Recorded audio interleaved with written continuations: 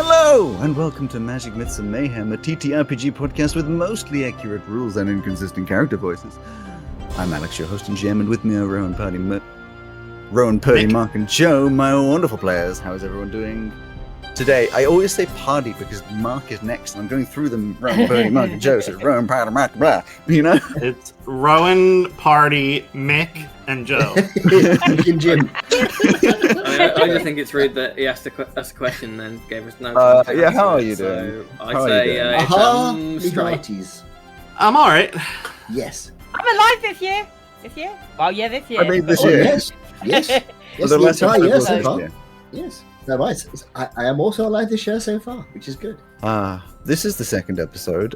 This is kind of the first episode for Purdy because to her own admission, she was in a zombie-like state last week and doesn't really remember anything that happened. But that's fine because we do have a recap to go over the things that didn't, what and did. And I also actually noted down last time. See, this is my New Year's resolution, even though I don't do this. I noted down where we were at the end of last episode, so I don't begin the episode going, "What was happening?" Which I think is good. I think that's a great idea. I'm glad one of us is Maybe. doing it. Better than you used to, yeah.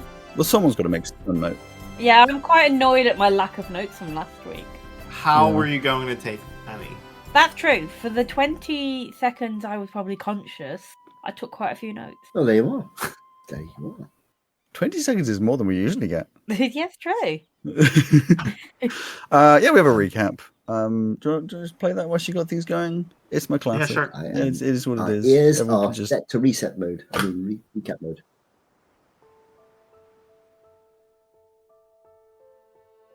Okay, so, where are we then? I would guess right at the start. Of course. These linear timelines always get me confused. Tell me about it. All right then. Well, the group in question started their adventure in the town of Sel, in Ecte, a spice town full of tightly packed sandstone bridges and colourful fabrics, with a busy population all focused around the Malja River.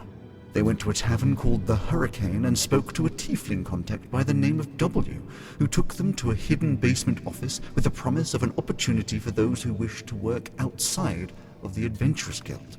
Which one's the Adventuring Guild again? The ones who are obsessed with controlling all of the events of Gel for money. Ah, right. Of course. W said he would start with a simple job in order to gain trust in each other, and so sent them out to find a stolen girl taken by a set of slavers, presumably to be sold on later. He said the first and best place to start would be in Metrakul, a self-proclaimed pirate island where they would be able to get information on the location of this vessel and how to capture it, but it may come at the price of a favor or simply gold. And so they set off on their first adventure as a crew, gracefully entering the port of Metrakul a few hours later, prepared for what may come. They searched the taverns for someone who could give them information, and came across a figure called Gertank the Killer, who very quickly recognized the slavers they were looking for, and said he was happy to trade services with them. All they had to do was get some angel fire from the cargo ship in port, and then he would happily give them the information they needed. All right, Angel Fire. What a blasphemous name. I couldn't agree more. Not happy with the idea of stealing drugs from drug runners, they decided to explore their other options, but after finding out the other available information giver in town was dead, and many unhelpful interactions with the tavern owners, they came to the conclusion that Gertank's offer was probably the only one they were going to get. And that's where we find ourselves. Ooh, how exciting. I guess now we just listen. So there we are. Who are these people? Who are these people indeed? It's currently around 9 p.m. in Metrakul. You are standing outside of a ship called the Verd, which was a smallish, I think ketch is the right word. It's smaller than your ship by about half the size, so not very large at all. Presumably, if your information has been correct, a drug transport ship, or at least a ship that is currently transporting drugs. Small, easy to miss, unassuming, but it had a figurehead of a tree, which confused you a little bit because of your own ship's figurehead, but of course it is not the same ship. Now, I believe the plan just before we're about to leave, but we will cut in just before this happens, is that Monty was going to fade away, a skill that he has for his, well, I guess you don't fully know what his whole situation is, but you did see he's kind of a ghosty type thing, to slip in and find the cargo. And also, Monty has been given enhanced ability of dexterity, I believe, by Ozzy. But just before you take on this, you see the crowds to the left of you parting ever so slightly, not in like a panicking way, in a more of a confused way than anything, as a sort of 4-foot-long white dragon, wormling, wanders its way across, which sounds surprising if it wasn't for the fact that you'd already be very aware that trailing closely behind would be Niffy, your crewmate who wasn't feeling so well. What up, bitches? Ah, Niffy, glad you can make it. We're having a bit of trouble trying to track down this ship, or this lady dwarf captain person. But we have a Lady dwarf captain person. What? So you would be aware, so you were given a list. The slavers you're trying to find, you were given a description of them. There was a captain who was an elderly female dwarf. There was a female elf, a male human, a male half-elf, and another female human. That's all fairly whatever, but more notably than anything, it was said that sitting on the shoulder of the elderly female dwarf at all times is a very small red dragon wormling. Mine's bigger and better, whiter. bitch. Absolutely. It's just, it concerns me so much that it's a wormling and not a pseudo dragon. Like, the pseudo dragon is the one that's like a cat. A wormling is like A dragon. a child. Dragon. Yes. Yeah. They're slavers. Yeah, but if it's hanging out on her shoulder, then it's not a slave, most likely, is it? Yeah, but like I've got a wormling, and I'm not a slave. Yeah, you've got a slave, but you have it wander around. This was all Joe speaking, by the way. I know, Yeah. well, because you weren't doing the accent, so therefore. Yeah, that's how you're going to be able to tell. I'm about to say mine's more like a ship dog. Woof. Yeah, it's a slave. Wolf. Wow. And of course, everyone knows that the dragon is called Purdy's dragon. Sorry, Niffy's dragon is called Pumpkin Spice Latte. Pumpkin for sure. Which raises a bunch of other questions, but let's carry on So from no, that. continuing on, you were saying you're trying to find. Yes, you I just sort of the Basic white information. girl. What do you expect? Yeah. So anyway, we tried to find this dwarf lady and failing so far, but did find this rather interesting chap in the tavern. What's his face, the killer, and he wants us to get some angel fire from that ship over there, and if we take it to him On the ship. You what? yeah, and he'll tell us where this other ship is, you see. We tried various things, Okay. failed miserably, and I am about to try and sneak on board, and with a bit of luck, get hold of the angel, whatever it is, and that should sort it out. Yeah, good luck with that. Ozzy said he would shave me. What? I don't remember saying that, but that is absolutely something that I would have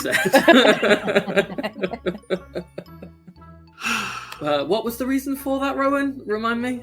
I said I didn't look threatening enough. Yeah.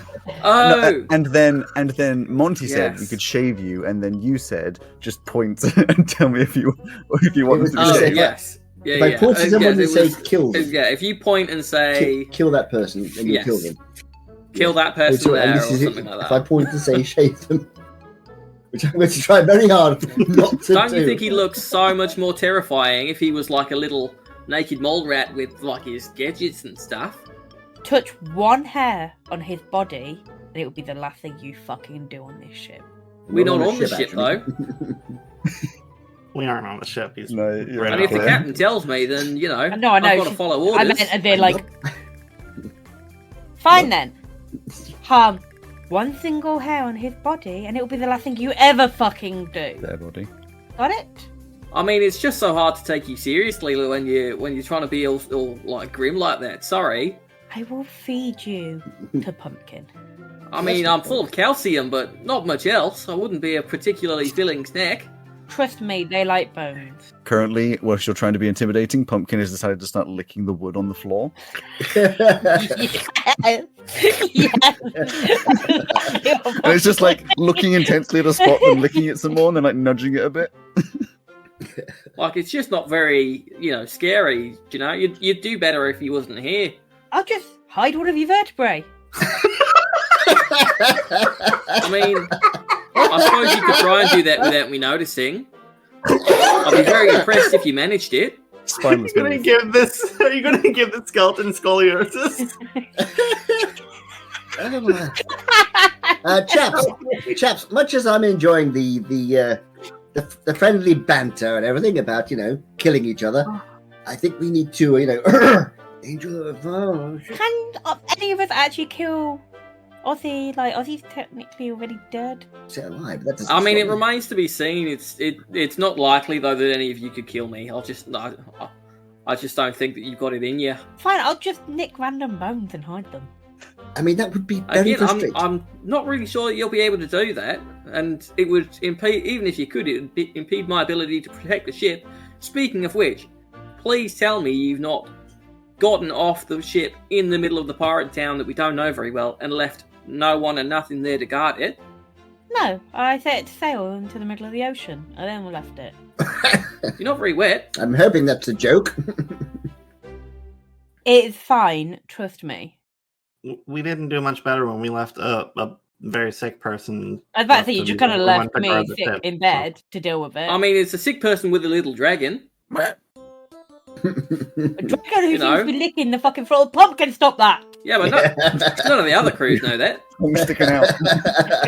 Captain, do you want me to stay here, or should I return to the ship and make sure that no one's doing anything funny with Let's it? return to this ship. That'd No, be do not brilliant. return to the ship. Do not I'm return to the ship. You got it, Captain. We are All about. the valuable stuff is locked up anyway. We are exactly. The ship We can don't take even care have of its- valuable stuff. Well, exactly. For the I've moment, got valuable stuff. I'm about to try. What, like a I'm vertebrae? about to try and sneak aboard this ship. You look back up at the ship, and though they can't hear you, there's now two of the more like normal crew looking, the ones that have, I would believe they're the ones with the pistols. You can't really see that anyway. Are looking over the back of the ship from the top, and sort of pointing a little bit just at the relatively large dragon sort of Oh, yes. standing with the group and sort of discussing about it. So now they're just looking at your group. It doesn't seem like they're looking at you as though you're going to do anything, but they're just like, oh, there's a dragon over there. Right, alright. So I have a plan. Right. And it's rather hinges on me remembering what Purdy's character's called, which I've forgotten already.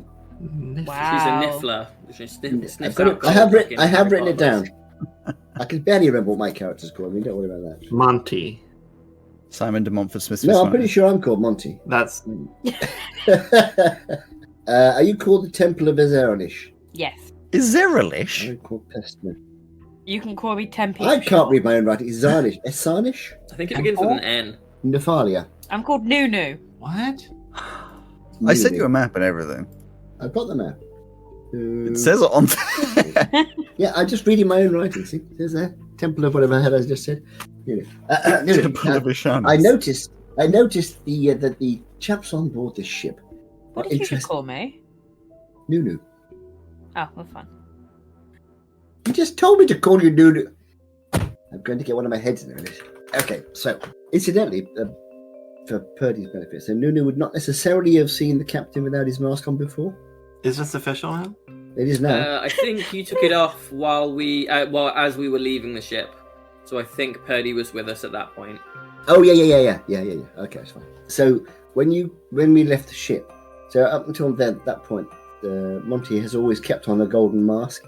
But as we left the ship, he took the mask off to reveal a elven male, but slightly translucent, with sort of long hair. That's the first time you'd have seen his face. So I was going to say the chaps up on the quarterdeck there are obviously interested in the dragon, and the more we can keep their attention I'm off. not giving them pumpkin spice latte. No. What you're going to do is move slightly further down the dock towards the stern of the ship. That's the blunt end. So they come and watch. And I will attempt to get on board while they are distracted, get the package of Angel, whatever it is, and then I will leave the ship and I will try and... I've got a way of sort of a short teleport which will get me some distance away, and I'll try and... What is there around here? Is there like a building somewhere on the dock that I can teleport behind? So you're standing on the docks, obviously.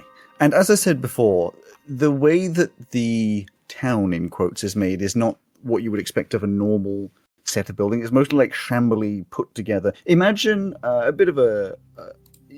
you either seen it or you haven't. You know the film District 9?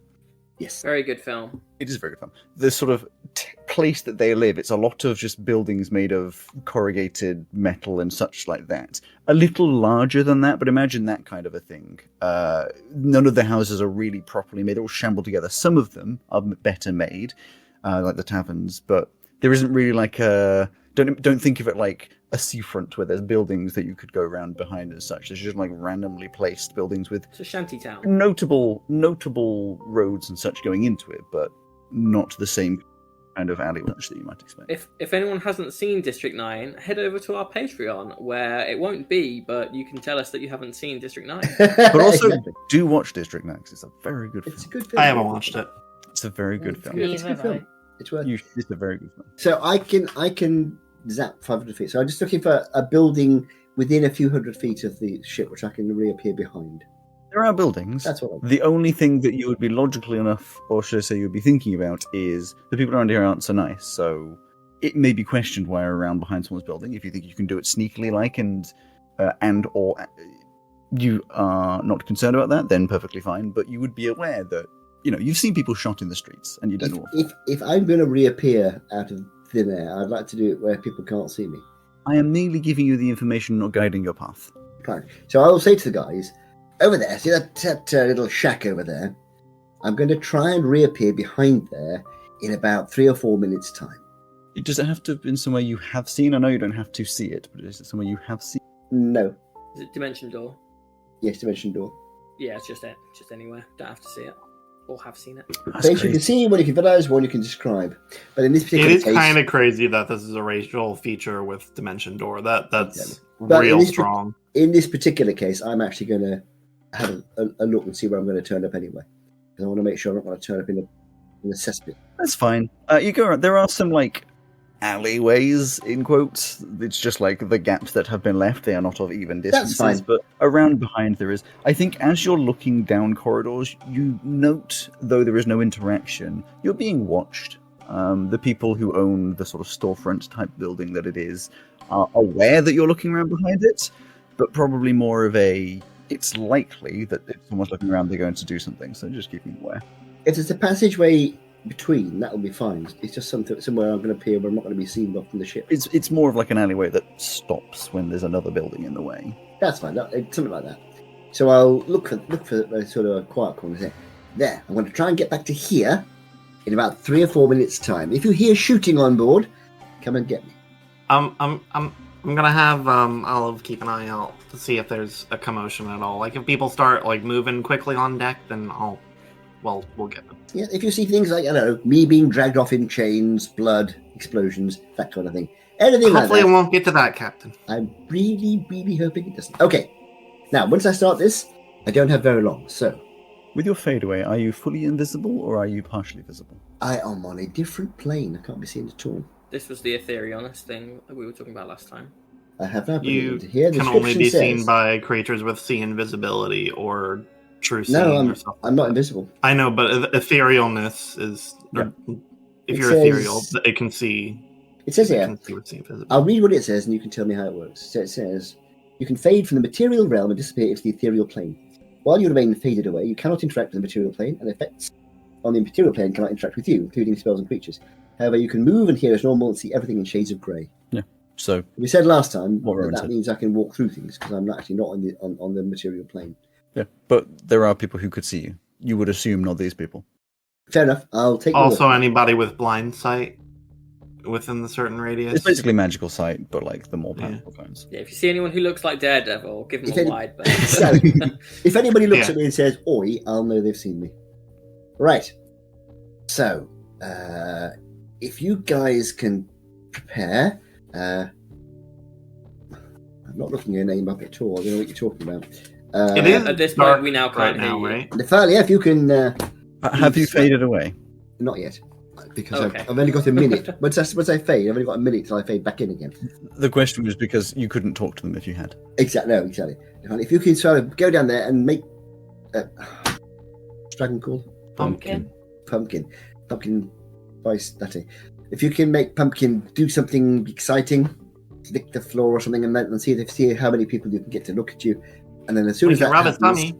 that'll do fine. As soon as that starts, I shall be off on my jolly old way. Okay. On it, Cap. Good luck. It's dark out, right? Very dark. I mean, there's Cool. the light of the town and the ships, so like an amber glow of significant amount, but no light from above, other than the belt. Can I have Olive do like a quick sweep around just to look like they're flying off somewhere else, and then fly up in like the crow's nest area or like on top of one of the masts? It wouldn't have to be quite so secretive. Olive, from that distance, basically looks like a bird, and there's a few like small birds flying around, crows and such, and things Cool. that look like it. So it's not, Yeah. it's not like a massive eye catch. If they came down close to someone, yeah, fine, it would be different. But Okay. from a distance, you don't. All right, yeah, that's all I'm trying to do. Just have them sit up on top and watch the activity on the top deck. Yeah, well, okay, so what I will do is bring you into the Roll20, because I have a map for this so that you can be aware of what is happening. Marvelous. I was going to say, before I actually go, I don't suppose anybody has any kind of location ability of where this Edge of Fire might be. Can we? No. Or I should I mean, just- that's what we were doing last time, Captain. Is I was looking for stuff for you.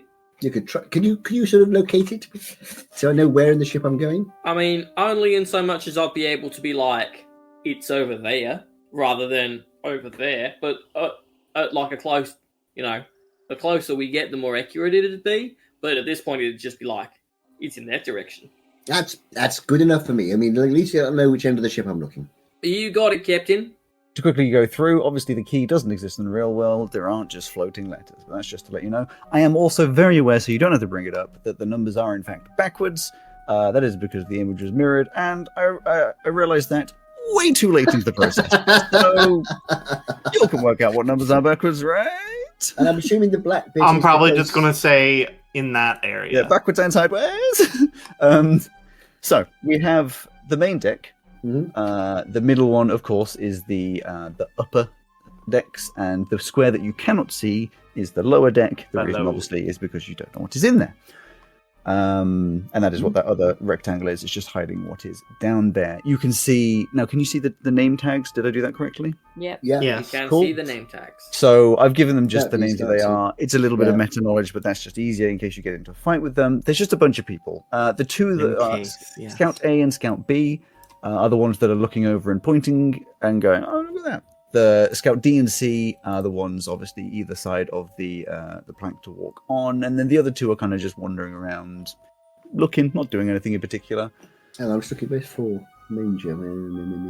Other ship at the front. Yeah. 4 is at the front, underneath. The So, mess is number 10. Yeah. And I take it this here is the steps down. That is the steps down to the lower deck, indeed. Is that just an open hatch with steps in it, or is it? Yep. Just open steps. Right. Okay A then. little bit of a guardrail around it, but Okay. So, Aussie. Now, you can't fly, can you, when you're in the ethereal plane? I will say no. No. I have It's movement in any direction, I'm pretty sure. You say movement? It's just I very think it slow. just said movement as normal, so if you can move, then... Mm. Could you just go over what the movement says? I will have to. One sec. That's okay. I think it says move as normal. One sec. Because it'll make a difference, obviously, as to whether or not you can go in through the Yeah, side. yeah. Because Makes there's a gap. Makes sense. Fade away. You could jump and it would be like, oh god, I hope And I make it. Yeah. You can move and hear as normal. Okay, so yes, you'd have to Does use. that mean? So does that mean? I mean, he did this because he can do it, but I don't. Does that mean I can go through the side of the ship? You can, but my point was you'd have to jump through the side of the ship because there is a gap between the ship and the where you're standing. But because I have wing boots. Then yes. You probably also don't need to activate them, seeing as it is only 5 feet. And I'm pretty sure anybody can make that in It's normal rules. 10-foot gap to the bottom of the ship. Yeah. It's Remember, okay. So ships curve inwards towards the bottom. In fact, I tell you what, I can make it slightly easier for your reference. I will. Yeah, just show like the bottom edge of that. Exactly. That's exactly what I'm going to do. I'm going to show the butt so Yeah. you can see where Thank it is. you. okay, I have flying speed equal to walking speed. I can fly up to 4 hours. And I'll do the same for the sides, at least the edges of them. So you can't see in there, but you can That's very kind of you. sort Thank of you. gauge the shape of it. Right, marvelous. Okay. Sorry, let me get back to that again. So Ozzy, did you manage to work out roughly where the angel fire is?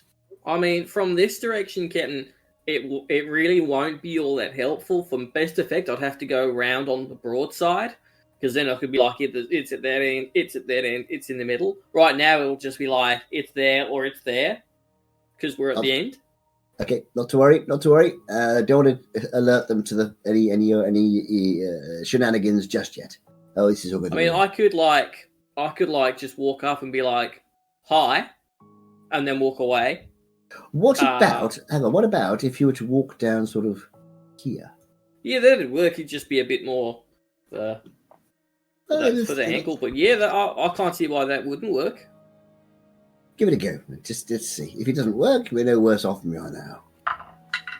Walk down there, and I will cast. I think I called it Find Treasure. You did. So I would like, please, Alex, to know, as the object that I'm describing is angel fire, the direction of the closest angel fire within 1,000 feet of me. It's on if he's present. No. From you. Which one is the actual physical location of the ship?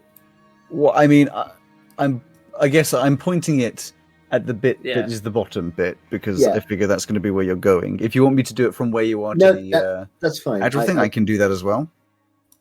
In fact, actually, yeah, draw a second Uh, line. I'll give you both because then it's Sure. the same line. It's just in two different locations. Yeah, we can just kind of triangulate it here.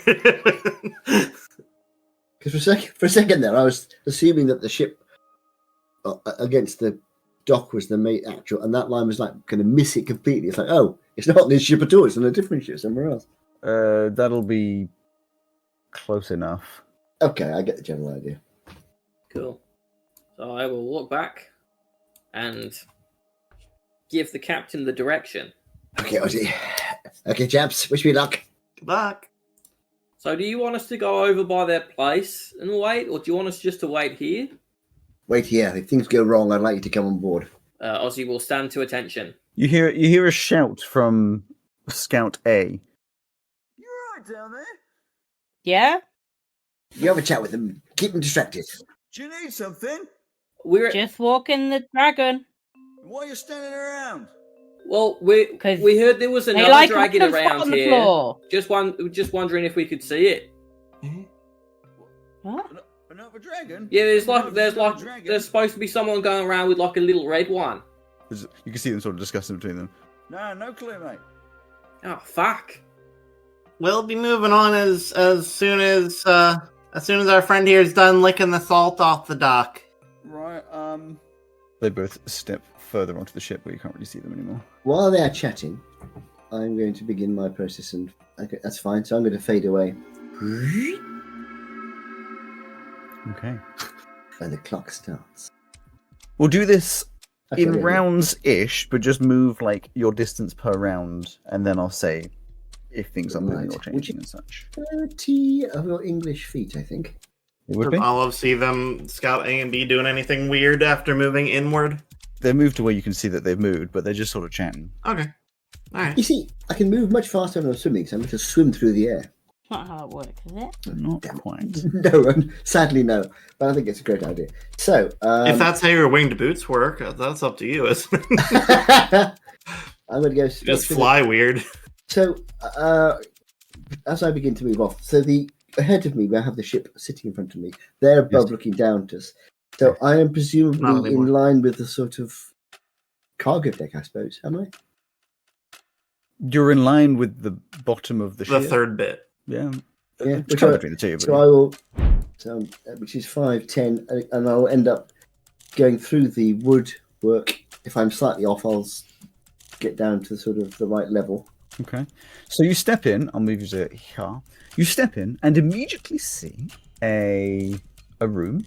Evidently, the back of this ship is the ship's stores. It appears that you're surrounded by a bunch of crates. So, for podcast reference, it's only 15 foot long and then it starts at 10 foot and widens out to about 15 foot wide.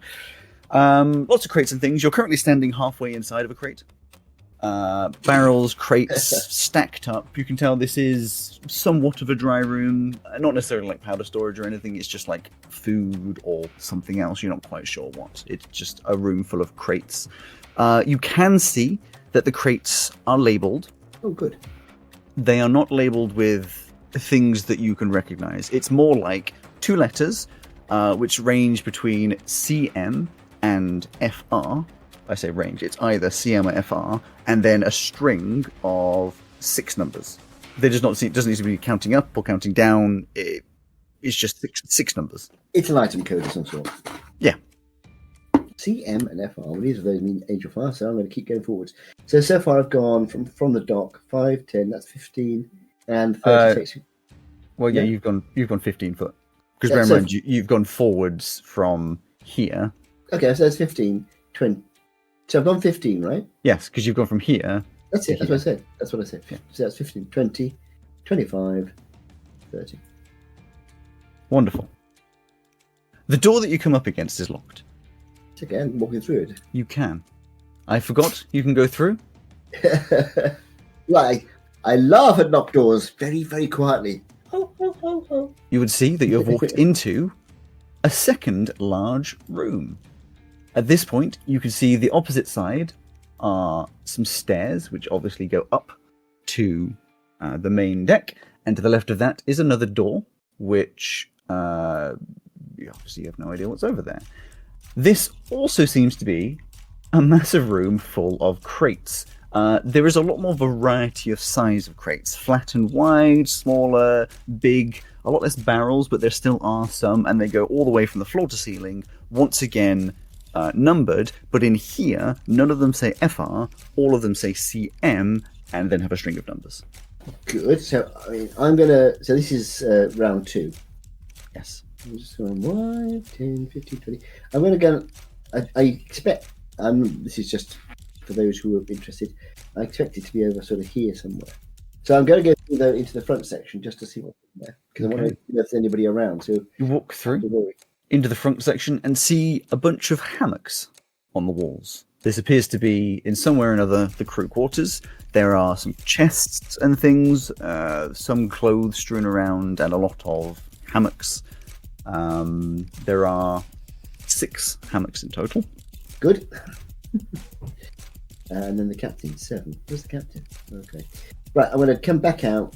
Before you do, because this is sort of end of second round type thing, from above, in the same amount of timing, Rowan, you see Scout A go 5, 10, 15, 20, 25 there. Go over to Scout C and D and start mumbling. You don't know what they're talking about, at which point, who is called Priest over here wanders over, and the Apprentice Wizard over here wanders over as well, as they seem to be discussing something. Scout B goes back to the back of the ship. Scout B goes back to the back of the ship and is aware of your guys' presence, but is not attempting to communicate. Okay, so I'm going to come back to here, and I'm looking in this corner because this is roughly where the item should be, I believe. I can't interact with anything at this point. Can I? So I'm looking for any sign of Angel Fire, any sort of dust around the floor, anything which any case that seems to be a particularly well guarded, something with Angel Fire, do not touch on the side, that kind of sort of little hint like that. Give me a perception. You can't do an investigation, obviously. I can't do, but I can do perception, and you'll be happy to know that I have Advantage on perception rolls. While he's doing that, and I'm rubbing Pumpkin's tummy. Pumpkin is gonna- rolled onto. Is Pumpkin a he or a she? I can't decide. I think that just means that Purdy's character doesn't know enough about dragon anatomy to know. Pumpkin is rolled onto their back, and you're given a rub on the scaly belly, and they're doing that thing with their leg where it's just going wild. I'll whisper up towards Niffy. I don't think they're very happy about us standing here. They're kind of gathered at the front of the ship. We can always play fetch. Give it a few more seconds. 16. With a 16, you see 0 residual. It's not very light in here. In fact, it is actively dark in here because currently no one has lit any torches. But there's some light coming from above, and I believe you have dark vision? I don't actually. No. You don't have dark vision. Okay, in which case, there's enough light coming from above, and there's also some grates and things, the sort of doors down to the cargo. So there's enough light to gain some idea, but not enough to be able to see properly. One sec. I just remembered I've actually got goggles of minute seeing. I don't remember what they do, just know the goggles. They seemed like a good idea at the time. I think you get Eyes of minute advantage seeing. on looking at stuff up close. I see much better than normal out to a range of 1 foot. Advantage on investigation checks. They're all on site. Well, that's not much use. I'm doing investigation. I'm in the wrong realm for that. Okay. You do not see any kind of residual. In fact, actually, with your 16, you notice that everything is very neatly packed. There isn't any residuals on anything. Barely a splinter on these crates. It seems they have been very, very carefully packed and taken care of. Evidently some people who take their job very seriously. I'm going to be in trouble here because I'm not going to know which bloody one different. What any spells can help me out? Just so you're aware, where you're looking in the sort of general area around you, there'd be around 3 bigger crates, so anywhere between 3 and 5 foot as a cube. I'd say maybe like 10 smaller crates up to about a foot big, and then maybe another 10 smaller, like fist-sized or smaller crates. There's quite a few around. You would assume the tiny ones don't have the injury fire, but they might do. The rest is unknown to you. See if I've got anything in my arsenal which would help me. Yes. To this point, and I will obviously push along, you've taken 3... You've gone 1, 2, 3 rounds. 3. Well, the perception would have been like the 4th round, probably, which is still only 24 seconds out of your minute. So that's fine. I mean, I'm at the moment nobody. You're not under a lot of stress yet, but you know. I know. I can put my face into the crates. Okay. And see what's inside them. Wonderful. It's going to be difficult because I don't have any kind of dark vision, and it's going to be dark in there. But I'll try it anyway. So I'm going to just swipe my head through the crates and see if I can get some idea which one might be full of dust. All of them is pitch black inside of, partially because you have no dark vision, and partially because they're filled up with stuff, and your face is inside of that stuff, and therefore you can't tell what you're looking at. I didn't think it would, but it's worth a It's try. like if you stuck your head in a bowl of flour. You're in there, but you open your eyes, you can't see anything. So you're saying it is dust-like? That's what you want to take from that, sure. They're all filled with angel fire. Nice. Every single crate in this ship. That's what CM means. They just don't know how to spell correctly. Kangelmeyer. Yeah, Kingelmeyer. I don't know how to. I'd say that took you another round. You've got 30 seconds now. Yeah, it's fine. Activate fetch protocol. I don't think Niffy was paying attention. Nope. Yeah, you said do the fetch protocol, but I don't know what the fetch protocol is. You said should we play fetch? Like, Oh, I thought you were meaning fetch captain. I was like, I don't know. Okay. Yeah, I'll get out Pumpkin's favourite toy out of my pocket and just chuck it. what is the toy? Where are you checking What's it? the dragon toy? It's just like a knitted beanbag type thing, similar to that. Sure. It's like a little ball. For where are you throwing podcast, it? yeah, Purdy's holding up like a woolen ball. A woodle. Woodle ball. Just chucking it down the dock away from us. Cool. How strong are you? Not very. Because throwing mechanics have... Getting out the throwing mechanics for fetch. Yeah, really. well, it's just really giving you not an that option of how strong. far you can throw it. I'm happy to roll D20. Is it going to be more suspicious if we're bad at playing fetch? What is your strength score? Or modifier? 1. -1. I would say you could throw it 20 feet maximum. It's quite a light object. Yeah. And then it would roll a little bit. So can you indicate on screen where you're throwing it? That way. Oh. Okay, so from you, 5, 10, 15, 20, and a little bit of rolling, it lands here. And Pumpkin goes and grabs it, bonk, and then just starts gnawing on it. No, Pumpkin, you're supposed to bring it back. Oh my god, you're so bad at this fetch thing. Like, we'll shake a treat bag. Just looks up at you, like the ball still in mouth, like chewing on a little bit, and then just hops and skips back over to you. Give. Just nothing. Give. Puts the hand up into your hand. Puts their like Yeah, paw into your hand. You know, this is exactly what it's like playing fetch with Poppy. Drop it. Okay, that's probably around the round time you have.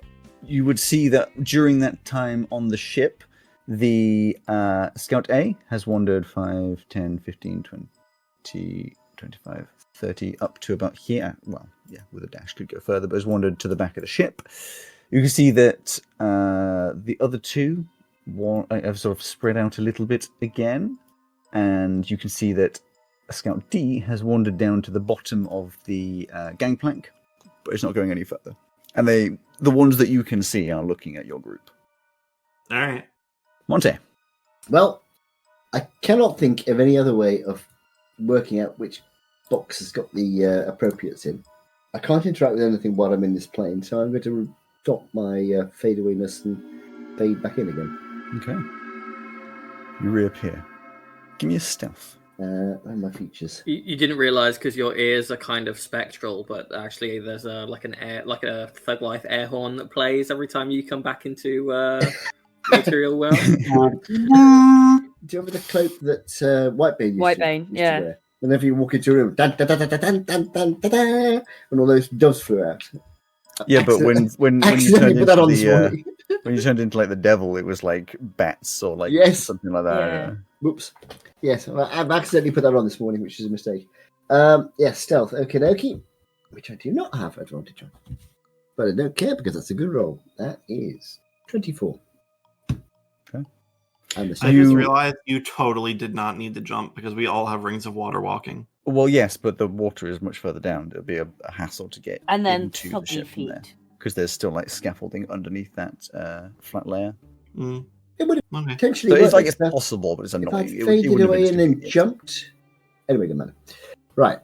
Yeah, so I'm okay stealth-wise, yes? I mean, you don't know. You know that you've been quiet. You are probably still floating because of your boots, unless there's a restriction on those. No, they'll work for 4 hours, but I'll keep just off the floor. Why not? Yeah, exactly. So what I'm going to do now is I'm going to investigate with my super duper investigate eyes the chests in this area and see if I can't work out which one might have the naughty expensive angel fire, whatever it's called, in 19. And if it helps, I am using the dice that you give. You don't discern anything that would imply what is in each of the boxes, other than, obviously, the labeling system. The labels on these are pretty random. I could give you numbers, but there is no association with each other that you know of. The only thing that you can really tell with your investigation is you could tell which of the crates, well, which of the larger crates, it's harder with the smaller ones, but which of the 3 larger crates was most recently packed. But that isn't necessarily useful to you. Would I know roughly how heavy angel fire dust is? Is it heavy, or is it light, or is it? I don't think you would make an assumption it's something similar to like flour or some kind of powder, but you have never experienced drugs necessarily. Well, I mean, you could say from your past, but especially not this quantity. The 2 big crates. 3 big crates. 3 big crates. 3 big crates. There's one directly in front of you, and then to the left there's another one, and then one stacked on top of that, and then a bunch stacked on top of those. You know what I'm just now realizing? What I should have done when I still had the time was to go into the captain's cabin, have a look at the manifest and see what the codes meant. But it's too late now. Can't do that. So I'm not going to. So instead, the big crate, one of the big crates. Which one? The one that's... How many? You said there's one on its own and 2 stacked. Yes. Yes? So the one on its own, I'm going to very, very, very gently see if I can tip it, how heavy it is. Pushing it gently, it doesn't appear to shift. Okay, that's what I just want to know. It's not The like wall is directly behind it, so there wouldn't be much movement anyway, but it still seems pretty solidly in place. Okay. I'm going to have to try and... On those last little couple of rounds, are you guys doing anything? Or do you want me to see what the ship crew do to then react to what they're doing? Yeah. Okay. I think we're continuing playing with Pumpkin. Sure. Pumpkin is just refusing to let go of the toy at this point. Scout D is now walking down Pierre towards you. Gets to the end, so a good 5 or 10 feet away from you, and just goes, are you guys okay? Yeah, I'm just hanging around quite a lot here. Yeah, I'm trying to walk the dragon, and it's just not cooperating. All right. Best if we move along now, though, right? I'm trying. Have you ever tried to walk a dragon? No, I haven't, but best we move along. We're trying. I'll try harder. Do you want to come and walk my dragon? Not particularly. I want you to walk your dragon. I am trying. I'll try harder. I am trying harder. I mean, realistically, you shouldn't be owning an animal if you can't control it, so... Shift along, and then turns around and starts to walk away again. You. So he gets to about there from that round. What a burn. Fuck you. Like, she is just, like, astonished by the audacity. This is the first time you left the ship. People suck here. Besto, your information, you can see that Scout C has a... Let me just check what... Scout C has a pistol. It is being loaded. You can see that Scout A and B have muskets. They are currently being loaded. You're doing a great job of distracting them. It's good. Monte! Okay, I'm going to have to try and open one of these, or something. How I do this without making any noise, I have not the least idea. You know the stairway that leads down to here? Yes. Is that like, is it open stairway, or is there a door, or is there a hatch? Open stairway. Right, fine. It's fine. I have no problem with that at all.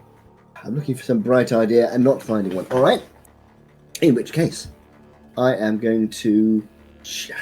Angel Fire. Angel Fire is really, really expensive. It's probably not in a great big case. So some of the medium-sized cases, how many of those are there? There's 10 of them. 10 medium-sized cases. Mm-hmm. And they range from anywhere between like 1 and 3 feet. The bigger ones are about 3 to 5, maybe a bit bigger. These ones are anywhere from about 1 to 3 feet wide. Sometimes cubes, sometimes flatter. You guys doing anything in the meantime? I'll probably say to Spinach, like, we need to make it look like we're trying to move on. Mm-hmm. I could, like, grab your dragon's tail and start dragging it, but the captain did tell us to wait here. You are really making me want to throw one of your vertebrae in the sea. Again, I'm not sure that you can. But try and Trust stay me, on I'll mission. fucking try. We're supposed to be making a distraction and staying here. There's only so much we can fucking stay in one place. I mean, we could, like, stab your pet a little bit. That'd be very distracting. We've got maybe like 6 seconds before they start blasting us. Yeah. Oh, well, if they start it, then there's not too much that we can do about it. Can we just wander a bit down the dock? You notice that Pumpkin is now sniffing the air. Right, we need to wander down the dock. Alright, but, like, just a little bit. Yeah, slowly, obviously. We ain't that fucking stupid. Alright, well, you go, and I'll, like, angle myself so I'm between you and the other fellas. Fine by me. You get shot first. I mean, that is sort of the point. Niffy and I, That is kind of can my Niffy job. and I try to drag Pumpkin along, trying to take the thing out of his mouth? move about 15 feet towards the shack that Now, Mark had mentioned. you can try, certainly. Yeah, so you start going... So you go over this way. Wait, how big is Pumpkin? How big is he? About 4-5 foot long? And how big's Rocket? Who? 2-3 foot tall. So could you technically just like Vide Pumpkin was? You're small, it's medium by normal mounting rules, I believe, yes. Mhm. You guys go that way. Sorry, which Pumpkin way? Pesto's kind of moved down, and I was expecting us to go left. Yeah. Or down is towards the shack, Sure. because it's in towards the land. Pumpkin doesn't want to give up the toy, but also starts walking that way, but then just gets very distracted and starts walking this way. Pumpkin, this way. I'm going where Pumpkin's going. Just sniffing the air. Yeah, Niffy will follow Pumpkin. Ozzy? Yeah, you're all following over, so starts going towards the right. Monte? Right. It just occurred to me that if I was transporting a very illegal and very expensive drug, it wouldn't necessarily be stuck in a crate in the middle of a pile of other crates. So, I'm going to search the area in this top left corner for secret doors, trapdoors, secret areas. Sure, give me an investigation. Secret tunnel. I'll do that. Investigate away. Haha! That dice thing, in fact, and on its end, which is the one. Okay, that's 18. You have a little look around the area to see what's hidden, what's secret, what is what, and discover on the ground, almost directly beneath your feet, it does feel as though there is a seam that doesn't go in line with the planks. It could be a trapdoor, but there are no hinges to be seen. It could be you have to pull it out. I don't know. It could be an old trapdoor that's been filled in. The planks are all in place as fitting the pattern as it should be. There's just like an extra seam in a vaguely square shape. You kind of lose it in some places and see it in others. Fine. That would be your investigation. In the meantime, you'd see that the Scout D has gone back up to the gangplank, but is waiting at the bottom. And you can see that this priest has walked to the top of the stairs, but just as they're about to walk down, they see Scout D getting back and get a little distracted, but are standing at the top of the stairs. Scout D's nuts. When only Purdy laughs, you know Okay. it wasn't good. So now I have a. When he gets back to my go, I have a question. Yeah, I guess if we're going with that, Pumpkin goes off and at an angle is heading directly towards a stall where somebody is like eating some dinner or something. They've got a big bowl of some kind of soup or stew or something. Oh no, Pumpkin, no! We're about to start a fight on a completely different area of the map. Let me open the other map. I don't know if you guys are following. You can move your figures. You're about 30 feet away from that, so you're not like too close. The person with the stew obviously looks up like, there's a fucking dragon over there. But you know, Can I mount Pumpkin? you can just hop on the Why back. did you say it like that? Because saying you're mounting Pumpkin implies you think you're going to have some level of control. I'm going to fight for it. We'll If get to he's that going- next round. If he's going full speed towards this soup, I'm going to try to grab the sides of It's not his full mouth. speed. It's just like a sniffing the air and just like, oh. I'm going to try to turn the head away. Just, We'll get to that next round. Monte. I'm going to have Lem help. I mean, okay. So, I had to ask a question about a spell I've not used before, so you have to tell me how it would work mechanically. Yes. And the spell I'm thinking about is a blink, which is another ethereal plane one. You clear your eyes. Except it only lasts for one round. Yes. Oh, no, it doesn't, sorry. It lasts for a minute. Oh, that's interesting. Every round you blink in and out. I forget exactly how. You roll a so- dice at the end of every turn. That's what it and is, you roll a dice, randomly yeah. puts you in the ethereal plane or not. Jesus Okay. Christ. So the question I'm going to ask is this. If I ethereal plane myself again Yes. with blink, can I stick my head through the floor and see what's down there? Is that how I blink- don't know Blink's stuff, but I assume it's the same ethereal plane. I can tell you, so it's quite long, but it says There'll be a quicker vanish from the read. current plane and appear in the ethereal plane. Blah blah blah blah blah blah. Start the next turn. You spell the entry. Blah blah blah blah blah. Unoccupied space when you come back. While in the ethereal plane, you can see and hear the plane you originated from, which is cast in shades of grey, and you can't see anything there more than 60 feet away. You can only affect and be affected by the creatures on the ethereal plane. Creatures that aren't It doesn't there say, so I'm going to go with yes, because we said that the Okay, in ethereal which case plane I'm would going to be able cast Think on myself. And I need to roll a d20, don't I, and see if it's E13. I don't know. I presume above a 10 is you go to 11 or higher, I vanish. So cool. You and you're straining and like it's not working. It's not working. And you realise that about half a second ago you entered the ethereal plane. You didn't notice. yeah. So sorry. Okay. So now I'm ethereal. If you did that wrong, you'd be entering the Asmerial plane. So I have one turn effectively. Yes. And then I'll have to roll again. So in this short period, I'm going to stick my head down through the area, the square planky area, and see if there is actually a hidden area underneath there. I know it's going to be very dark, but if it's planked, there should be some light down there, just enough to see if there's a space. You stick your head down.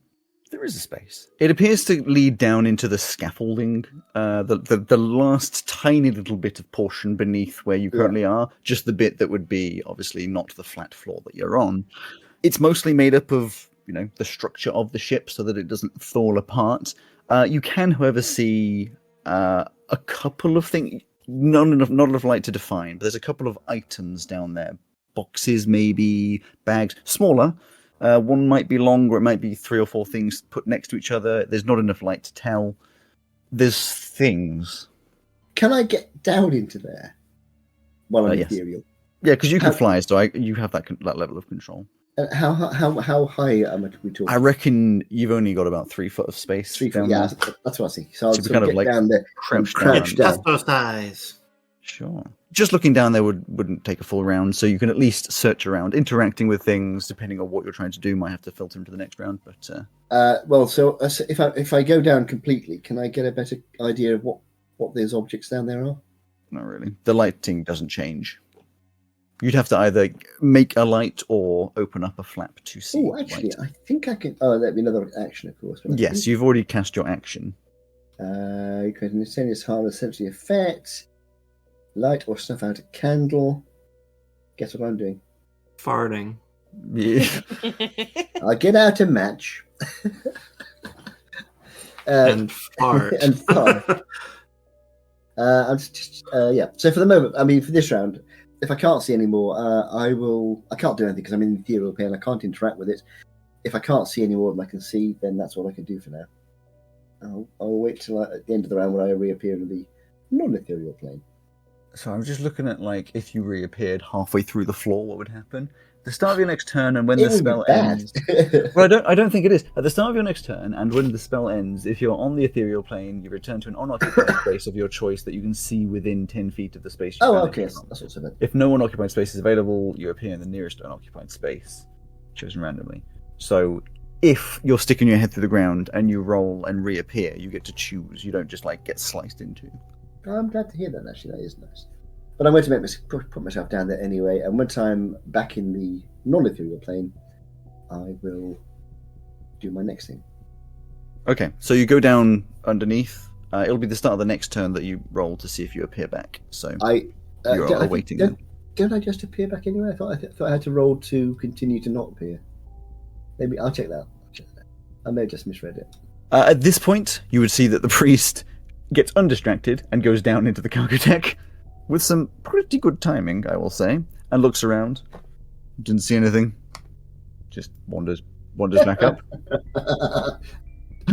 Jeez. I'm glad he wandered back up again, because what I'm about to do would have been... Pesto, you have indeed mounted Pumpkin. You're going to attempt to gain some level of control. Give me an animal handling. Oh Lord, that's the check, huh? I can't imagine any other role for you trying to currently handle this animal. Is it an animal though? Yeah. Okay, do you Six. have beast handling? Yeah, is a dragon No. an animal? Then you don't get to roll. No, a 6. No, you're just taking on a trip. Yeah, that sounds correct, honestly. Well, to be fair, Niffy, you also have an opportunity to do something before. You know, like he's starting to continue on towards his food. I feel like Niffy could literally just tell it what to do, and it would do Yes. it if, You know what? Yeah, I'm trying like, to go magical. There's No. a magical link that Yeah, you probably you just mechanically you can Yeah. completely control this. Oh animal. yeah, I know that, but I don't want to do It is that. an- Before It's an active decision to allow it to run If- rampant. fully but aware if you that I wanted can to- command it. If you wanted to find a mechanical reason for it, treats work wonders on an animal. Yeah, but I already. Oh no, I did try the treats when it came. A little bit, it just didn't drop the ball. But if you were like, treats made them come back. So if you wanted, you can Yeah. tell me mechanically. As soon as you wiggle the treat bag, they're just like, stop. Yes. Yeah, that's the thing. So yeah, she'll just be like, grab the treats and be like, pumpkin. So you want Pumpkin to stop moving. But so you get on the back, you're like, right, I'm going to control it. You grab onto some spines on the back, and you're like, stop. And Pumpkin immediately stops. And you're like, oh my god, I just controlled this dragon. And you look up, and Pumpkin's just looking directly Mush! at Niffy. Pumpkin's looking directly at Niffy at this treat bag. Just She frozen. will just. Okay, at this point, she'll just like click her fingers and point next to her, and then comes in next to me. Yeah, it just scutters around. Quite low to the ground anyway, so it does, if you've ever seen a Dashin try to sit, where it just kind of goes, Yeah, and not Yeah. much goes down. It just kind of like sits. It probably props up a little bit. yeah, definitely give treats. Yeah, gives a treat, stops. Start Pesto- remembering Pesto, apologies. as they sit and raise up, you just kind of just fall off. Ugh. Ow. But start saying their apologies to the person eating the food. They don't seem too bothered. They actually seem rather amused more than anything. Monte! Do the people on deck that were looking at us seem less bothered? They are... the Scout A and B appear to be amused by what is happening. It seems your story of a lack of control over your dragon is pretty much verified at this point. The guns, though still loaded, seem to have been sort of put Cool. down a little bit, ready to be used, but they don't appear to be in yeah. any situation of, like, attacking anytime soon. Definitely means that if they live, word will spread on the island that there's people walking around with a dragon that they can't control and could be taken from them very easily. Yeah, and then they're in for a pain. Yeah, we can control it. We're just purposely not controlling. Oh yeah. It's just more that people will then start coming to look for it. Yeah. Right. So I'm Okay. now. I'm back on the. It says at the end of each turn, or at the beginning of a turn, I appear back in the material. Yeah, it plane. wasn't clear, but I can interpret it because it says at the start of your next turn and when the spell ends, if you are on the ethereal plane, you return to an occupied space. So I am. That'll mean that I'm now reappearing at the beginning of my next turn. But at the same time, it says at the end of each of your turns. Oh, it's at the end of each of your turns. Okay, so I think it's a misunderstanding. You do not have the time to do what we did, which is look around. You, at the beginning of the turn, decide where you reappear. So it's literally at the end of the turn you might be ethereal, and at the beginning of the next turn you kind of teleport 10 feet away. You don't get that sort of exploratory time like you did with the fadeaway. You just appear 10 feet away. Because it says, while on the ethereal plane, you can see and hear the plane you originated from, which is cast in shades of grey. You can't see anything more than 60 feet away. You can. None of that's going to be the case if it's like a. Mechanically, you can see, but at the end of your turn, Yeah, you but roll yours- vanish. At the beginning of your next turn, you reappear. That is directly what it says. So think of it like you were in a fight, Mark. So say we're all in a fight. You poof out at the end of your turn. You can see what's happening on all the other turns. Yeah, it just means that Yeah. during everyone else's turn, you can't be hit, and at the beginning of your turn, because we're doing this not actually initiative, it feels like there's less time, but I know what it you is- mean. it's So in more this like a particular teleport. case, since we're So, doing it like we're doing it, where I'm doing turns nobody else is, well, how long have I we're got in going between? to retcon. You would have cast at the end of that turn. You could have teleported 10 feet away, which includes down. Yeah. So Fine. you are currently, if you want it to have gone that way, and if you want to have cast it, underneath in the Yeah, cargo I suppose hold. that just makes sense. Yeah. So you are now lying down, because I'm not going to make it that you are underneath. Yeah, right, fair enough. That's fine. So you are currently lying flat, 3 foot of space or crouched down. It's very dark down here, but that's where you are. Okay, so first thing I'm going to do is I'm going to look at where the hatch above me is. There must be some way of opening this hatch. You cannot see from down here those like Okay. seams. That's fine. You In which case- have a vague idea of where it was. Like you're not an idiot, as much as you kind of play one. Well, No, he's not actually an idiot. He has a very particular set of skills. So, instead, I am going to get my... Now, this is another question I'm going to ask you, because I'm going to use, in theory, unless I'm not, prestidigitation. Okay. One of the things in which it can do is I can light or snuff out a candle, a torch, or a small campfire. Okay. Can I do the same thing to a lamp, which is effectively like a candle inside a glass case? The candle, so the lamps that are in here, if there is a candle inside it, yes. And I will say that the lamps down in the bottom bit, sure, they are encased candles. Do you have to be able to see them? It doesn't say so, no. It just says, you instantaneously light or snuff out a candle, a torch, or a small campfire. Interesting, but fair enough. You just got to know that they're there. Yeah. Yeah. Oh, Mark, you've got. Do you remember I said last week you would all have a ghost light, a little pebble yes. with the Yeah. So just take that out instead. That's fine. Yeah, all Why that. was a Ghost non-burning flame on it. Yeah, I'd forgotten. Apologies. I'll have to add that to my equipment. Hmm? I won't do it just now, then. So, yeah, I'd forgotten about that. So I'll uncover my little ghost light. Right. Yeah. Lights up green around. Came in And, handy already. Yes. Yay! As I would do, a nice little light. And now what can I see? Can I see what the box You can is see all over? nicely in front of you, there is a long box. It is probably about 2.5 to 3 feet long, quite thin. Yeah. A thin but very long box and quite low as well. There is some writing on it. I'll get to that in a second. Other than that, there's 3 fairly large pouches. So, in fact, pretty much the same size as this dice bag, kind of large. So I'll tie it up. So this kind of a size. So roughly apple shaped. It's not apple shaped. It's big sacks. So for people listening, it's kind of like a kilogram bag of flour. Yeah, possibly a little bigger, but it's just like a large-ish sack. An apple shape. 3 of them. No. Okay, and the last question I'm going to ask you, because I'm setting the limits of... Oh, wait, how no, I we- said there was writing on the box. Oh, yes, you did. What Yes, you languages did. do you speak? So languages, so you've got Tech, Tricky, which is the ancient human. The box in front of you, Yeah. in tech, says Hey!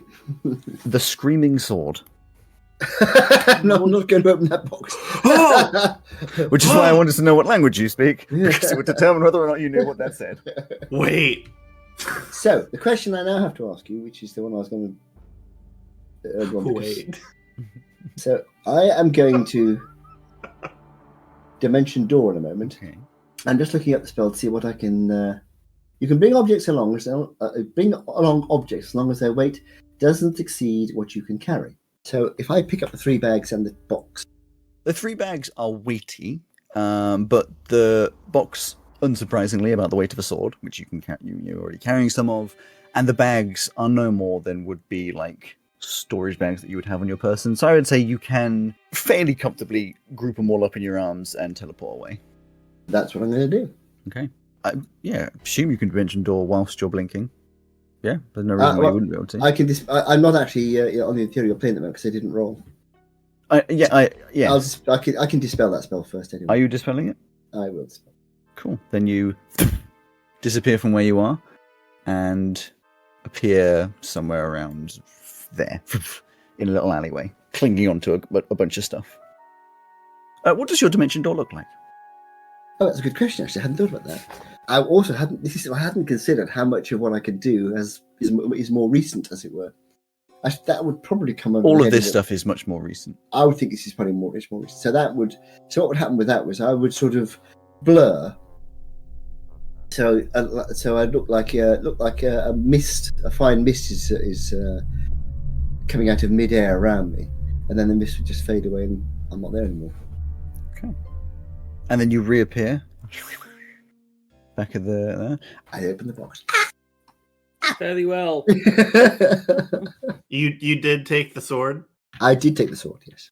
But the box. Wonderful. It's Or not the been box. opened yet. Box. I haven't opened the box because anything which says "screaming sword" on the side doesn't sort of say stealth to me. I'm so happy. I wonder why. It could be cool to have multiple test items.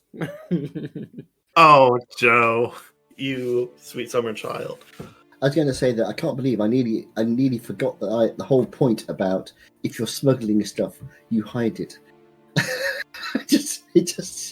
It took me ages to think, oh yeah, perhaps I ought to be looking for some sort of hidden place.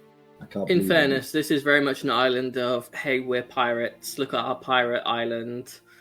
Are we all glad to be pirates on Pirate Island? Yo ho ho. Well, yo ho. Bottle of rum. Exactly. So, anyway, there we go. Right. Or to put it another way, right. Right. Left. Right, mate. So you're holding. These guys have sort of half wandered away, but they've stopped now, and you're a little bit over to the side in an alleyway. Yeah. So, well, I'm going to be sort of when I go into existence, I'm going to not move for a moment because I'm going to wait and see if they are around because I don't want to be stepping out because I don't know what's going on outside, of course. Obviously, you do not see them. The rest of you guys, what's your plan? Well, how long has it been? I mean, it's been about a minute and a half, I think, realistically, with all, like, it took a while to go through, but it was mostly just considering the rounds and things, wasn't it? Yeah. We were told It's not 4 been or that 5 minutes, so I would not yet be checking in that direction. Yeah. But you'd also know that so you can just wait for 3 minutes if you want. Yeah. I'm going to wait. Sure. 'Cause I'm expecting them to come back.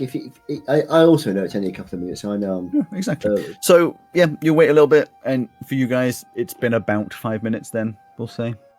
Then we make our way back there to check. Wonderful. You head around the corner, and standing, holding a handful of things, is your captain. Good day, Captain.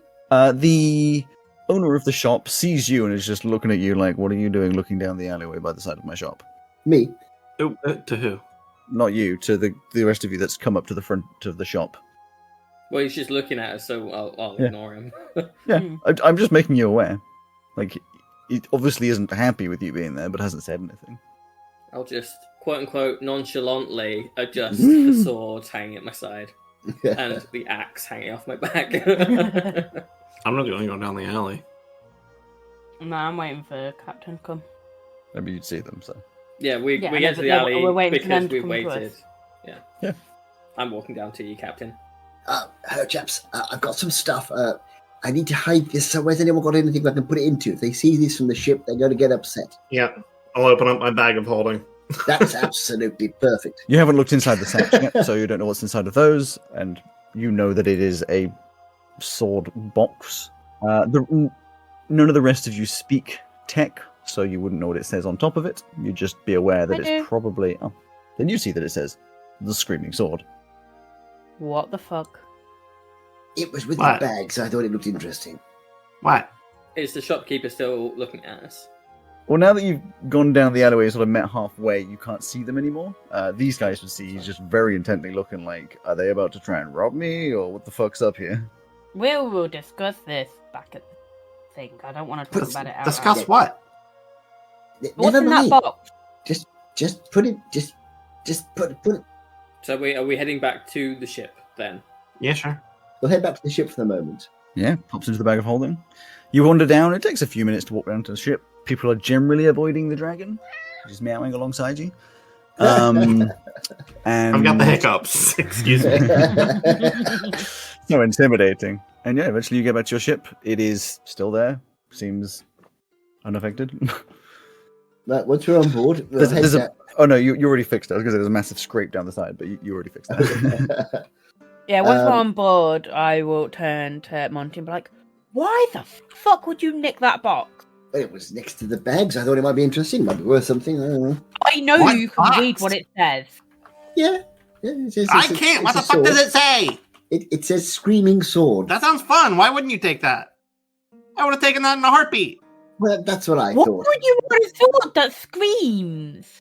Well, we don't know it There necessarily. could be a million screams. reasons it could scream. Maybe it's upset. It could be a sword that makes other people scream, but Yes, a lot of yes. swords do that. To I be mean- fair. Yeah, most swords do that. Yeah, so maybe it's just a regular sword. Even my cleavers make people scream. Let's just say I don't want to take it out of the box just yet. I do. I haven't seen anyone scream at your cleavage. What? My cleavage? Why are you talking about my cleavage? What? Well, you just brought it up. My cleavers! My meat cleavers! Oh, cleavers. Well, I see, Sorry, see? I don't have Messy any ears, messy. Why so you it can be a little hard justify to me hear like that? sometimes. I thought better of you, Ozzy. It'd be nice if you made reasonable accommodations for it. Aside from the screaming sword, did you Yeah, get did you- everything? I don't know. I got these bags which look they were hidden. I'm assuming this is the stuff. I've got no idea. Oh my Any of you recognize Angel Fire if you saw it? Well, nothing's burning, so Would we? I don't think you got it. I don't think it's actually fire, Hey. Ozzy. Where's drugs, you twat? It's a powder. Has anybody seen the stuff before? I mean, I've heard of it. I personally do not want to. Just think of your relationship with Angel Fire the same as most of you. What I assume is most of your guys' relationship with cocaine, in that you know what it's like. Yeah, I know what it is then.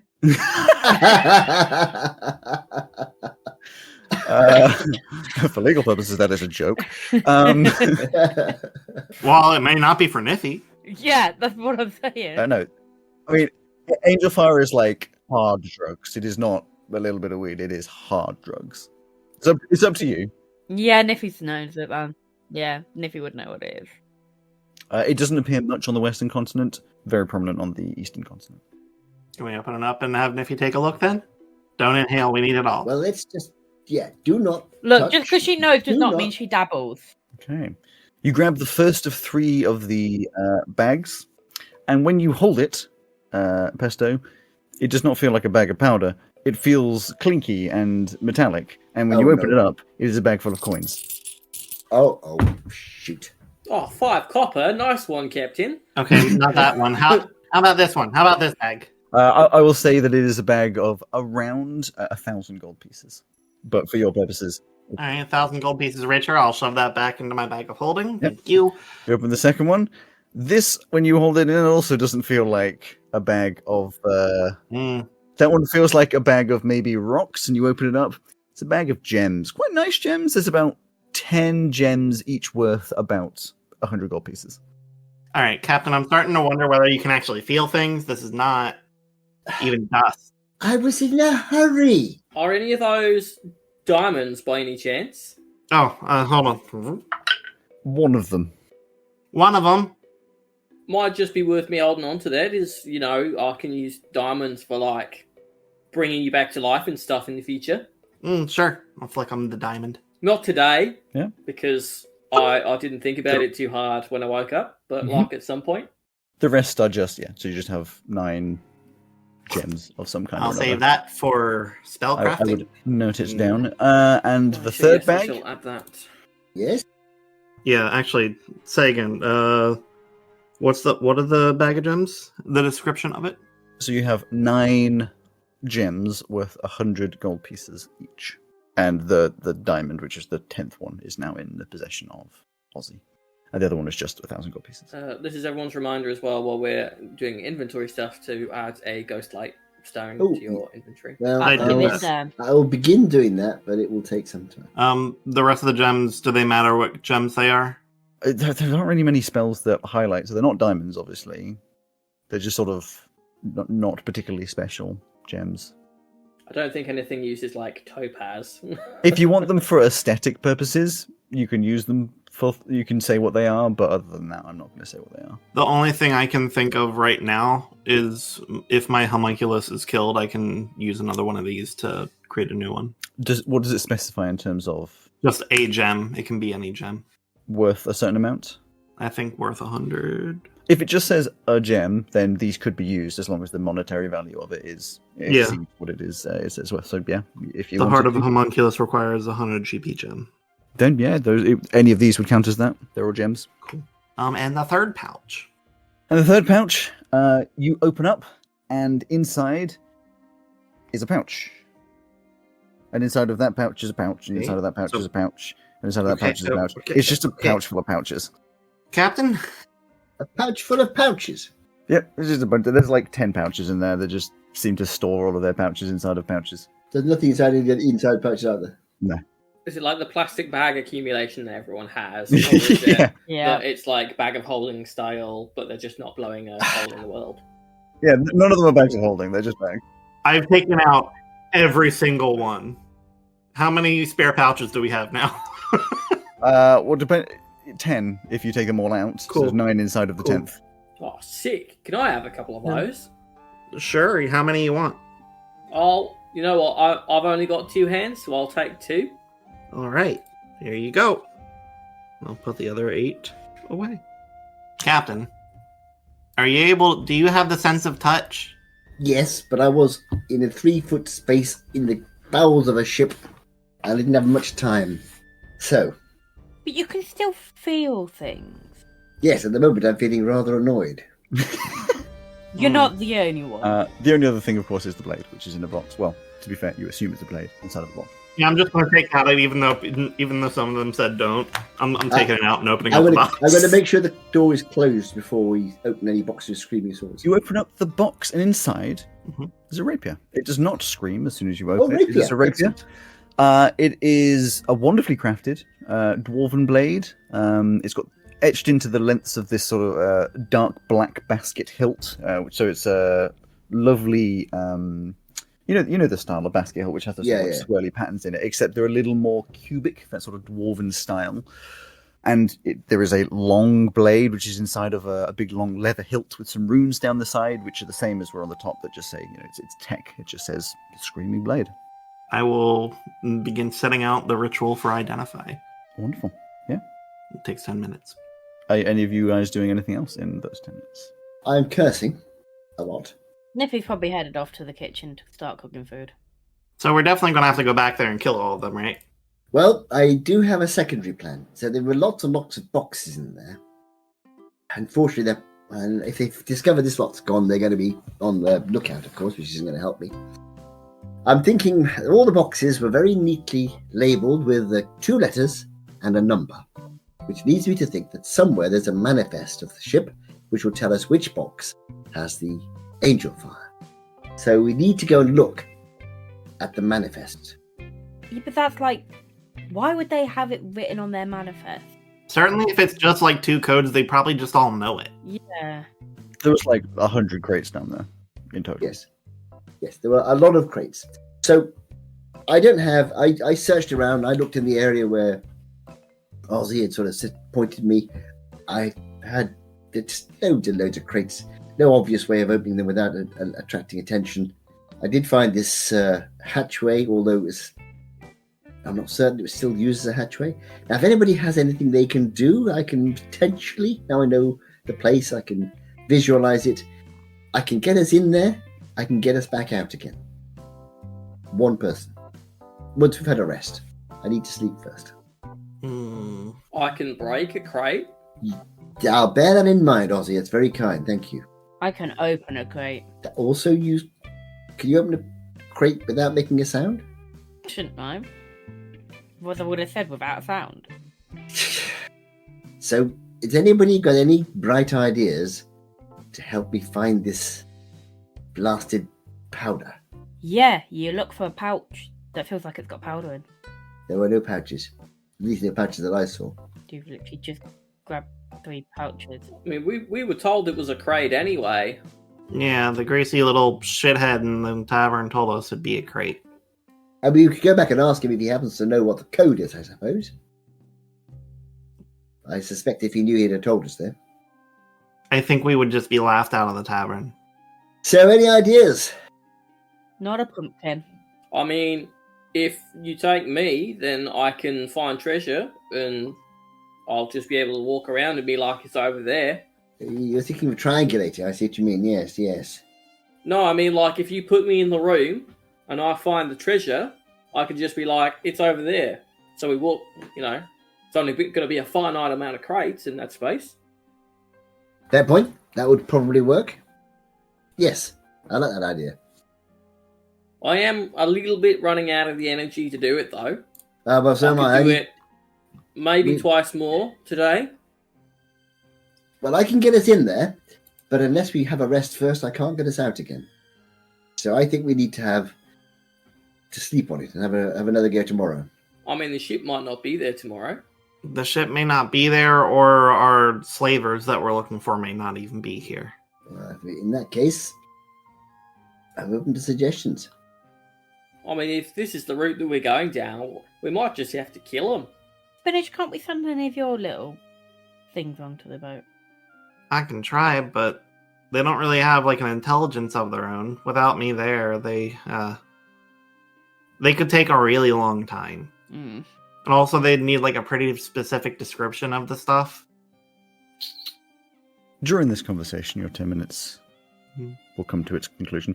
An annoying 10 minutes, because whilst you were trying to do this ritual, you have Pumpkin just like trying to look and nudging and shoving you, and it's just... Stop, that's a very fine line. I need that there. Stop. But eventually, yes, you see that it is indeed a rapier +1. And the description, as is written, says this sword is normal in almost every aspect. Almost every aspect. The one point that it varies is that it is conscious and seems to have a massive issue with being conscious and doesn't hesitate to tell you about that every point in time whilst it's unsheathed. I like this sword. It does I require like a tuning. that. It does This require is a funny tuning. sword. Does it have any? Is there any pointer tuning to it? The +1. Just a rapier +1. It's a +1. It's +1 rapier. Oh, you've got to attune to get the +1. Oh, okay. I already have a +1 rapier. I'm assuming nobody wants this, so I'll This just one keep is this in my funny. workshop. What rarity is it considered? Maybe hide it in the compartment. If you already have a +1, then this is a +2. It's okay. Oh, it's Oh. I don't, +2. I don't want to just give you the same thing you already have. Oh, it's +2 if you already have a +1. No, I'm changing the law because I don't want to just give you the same weapon. Oh, okay, I see. This is a +2 rapier that Yeah. requires attunement and screams in your Right, head. so I will take it out. That is everything that came from you. And does it actually speak out loud? You have what you were given. I've checked it out. I've unsheathed it. I see. You were not attuned to it, Oh. so no. I don't actually know what kind of weapons everyone uses. I would very, very obviously have a heavy crossbow, sword at the side, and a axe strapped to my back. It's a rapier and a sword and a pistol. I've got 2 meat cleavers and a gun. I got magic. Are the meat cleavers knives or short swords? Daggers, I believe. Daggers. I've got a couple of daggers, but I do have a chunky, like, arcane tech gauntlet. That would be... Oh no, they're scimitars. Oh, damn. If you don't want that, that would make a really nice gift for my mom. it's a nice sword. I'm not so sure whether I want it talking to me all the time when I'm trying to use it. Well, it didn't say that it would talk. Sounded more like it would just scream. I thought it said it. I suppose it could. Doesn't hesitate to tell you about that at every point in time whilst it is unsheathed. You can take that description in whatever way you wish. Do you think you could, if you're a clever chap with these sort of things, do you think you could sort of quieten it down if I were to use it? Well, unfortunately, with things like this, they tend to have personalities of their own. So my ability kind of starts and ends at telling you what it does and using the arcane properties. But the sentience in it, that's like an entire soul. That's a person that's been put into a sword. Well, I could try it. I suppose I don't have to use it. With I mean, there's tuned also the option that it's cursed as well. That doesn't always show up, does it? does it? It seemed like it was always there. No, I mean like an additional curse, because Identify doesn't reveal curses. I was going to say I wouldn't be able to pick up a curse with my spell anyway. So I mean, usually that'd be a really good haul, but not How today. disappointing. Exactly. Right. So, plan A, or first suggestion was we sleep, we get our energy back. I take Ozzy. He points at the right crate. I grab the plate, the crate, and we go. However, it does require us to rest first. Anybody else got any better ideas? I mean, I could just cook up some food, but I don't know if that'll help anybody. Doubt that'll help anybody. It would certainly wouldn't hurt. They are drug traffickers, so we could just kill them. We could. I mean, I don't know how easy that would be, but we could. I'm not 100% behind just attacking people for no reason. Yeah, I'm still not on board with just randomly killing people, no matter what they are. I mean, it's not that random. No, but it's It's like they've got something that we want, and so we are stabby, decapitatey. Still not happy with it, but Like, we could just knock them out, I guess, but then they'll just try and kill us. yeah, I'm not happy with any of these options, to be honest. You might struggle being a pirate. There's quite a lot of this, like, killing stuff. Look, I'm all for killing. We're not really pirates, more sort of. You would happily accept the title of pirate because all it means in general is that you do not exactly. adventure not under the Adventurers Guild. I was going to say we're non-registered adventurers. We're not actually desperados. Definitions of pirate might be taken differently for each of you, but it wouldn't be like in this world if you called a pirate, you'd be like, whoa, it'd be like, yeah, we're pirates. All right, how about this? I got a great idea. It's one that should hit all of our boxes. Okay. So, if we don't want to just kill them for no reason, what if we go up and just ask them to hand over the angel fire? And if they choose not to, then we start killing them. We gave them another option at that point. Do you know what? That's not such a stupid idea. I could actually go up and try and use my persuasion, my charming nature. I have a couple of things can help me out that I might be able to convince them at least. It's not stupid, but it's not great, but I can still get behind it. I can suggest that we're going to buy it, and then they'll show us where it is. Oh, yeah. And then we'll say, oh, we'll go and get the money, and you go and put it back wherever it came from, and then we'll know what we're looking for, and then we'll go and obtain it. Or we just buy it using their own money.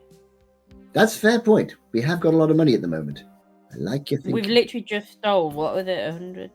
1,000. You'd have There you go. in total 2,000 gold, but you wanted to use the gems for other things, so 1,000 gold. We've literally just stole 1,000 gold off them. Just buy it using their 1,000 gold. I think we should put it into a different bag, and not one of their bags. Well, I'll hold on to the gold, and then we can use some platinum. Yeah? If you've got that much platinum? Wait, but wasn't this like a big crate? We were going to have to carry it through the streets? Well, not if we're buying them. I don't know how expensive, like, drugs are.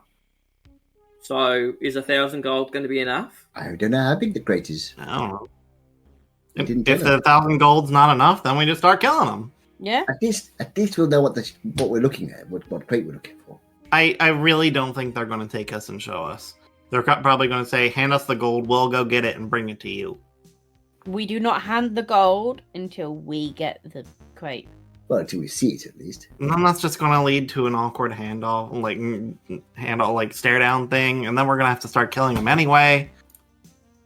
They're not walking off with the money while we're stood there like fucking lemons. Like lemons, I love it. Well, I don't have any better ideas at the moment. You never have any better ideas. Hey, how much money have you pirated today?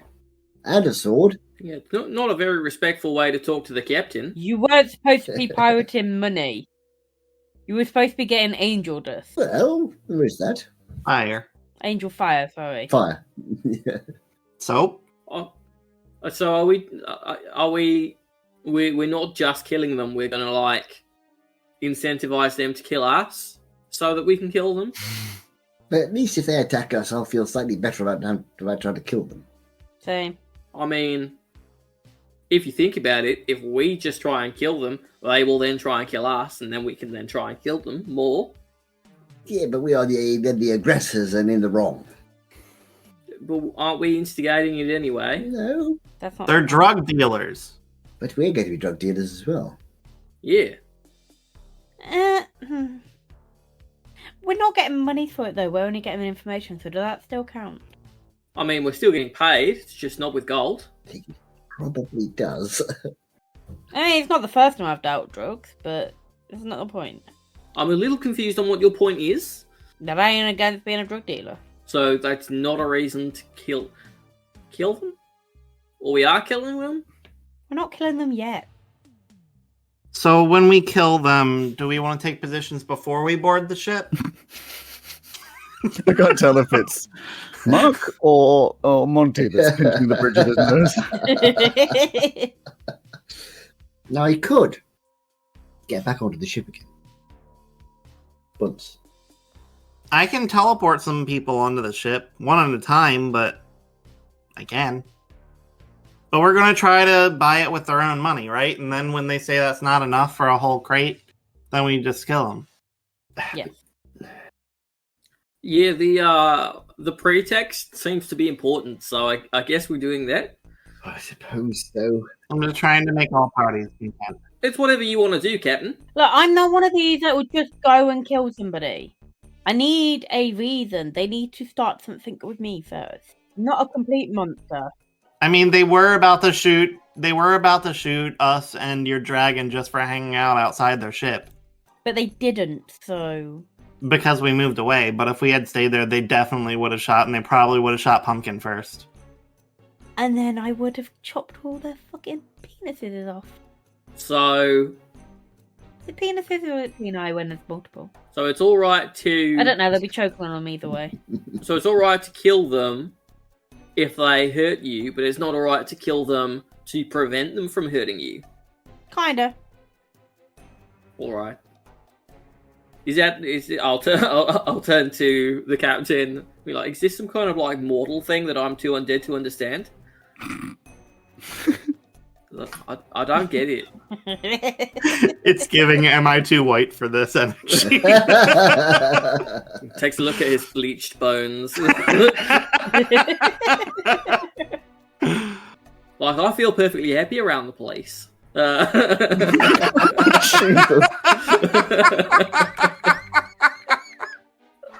Oh. Oh no. Well, shall we?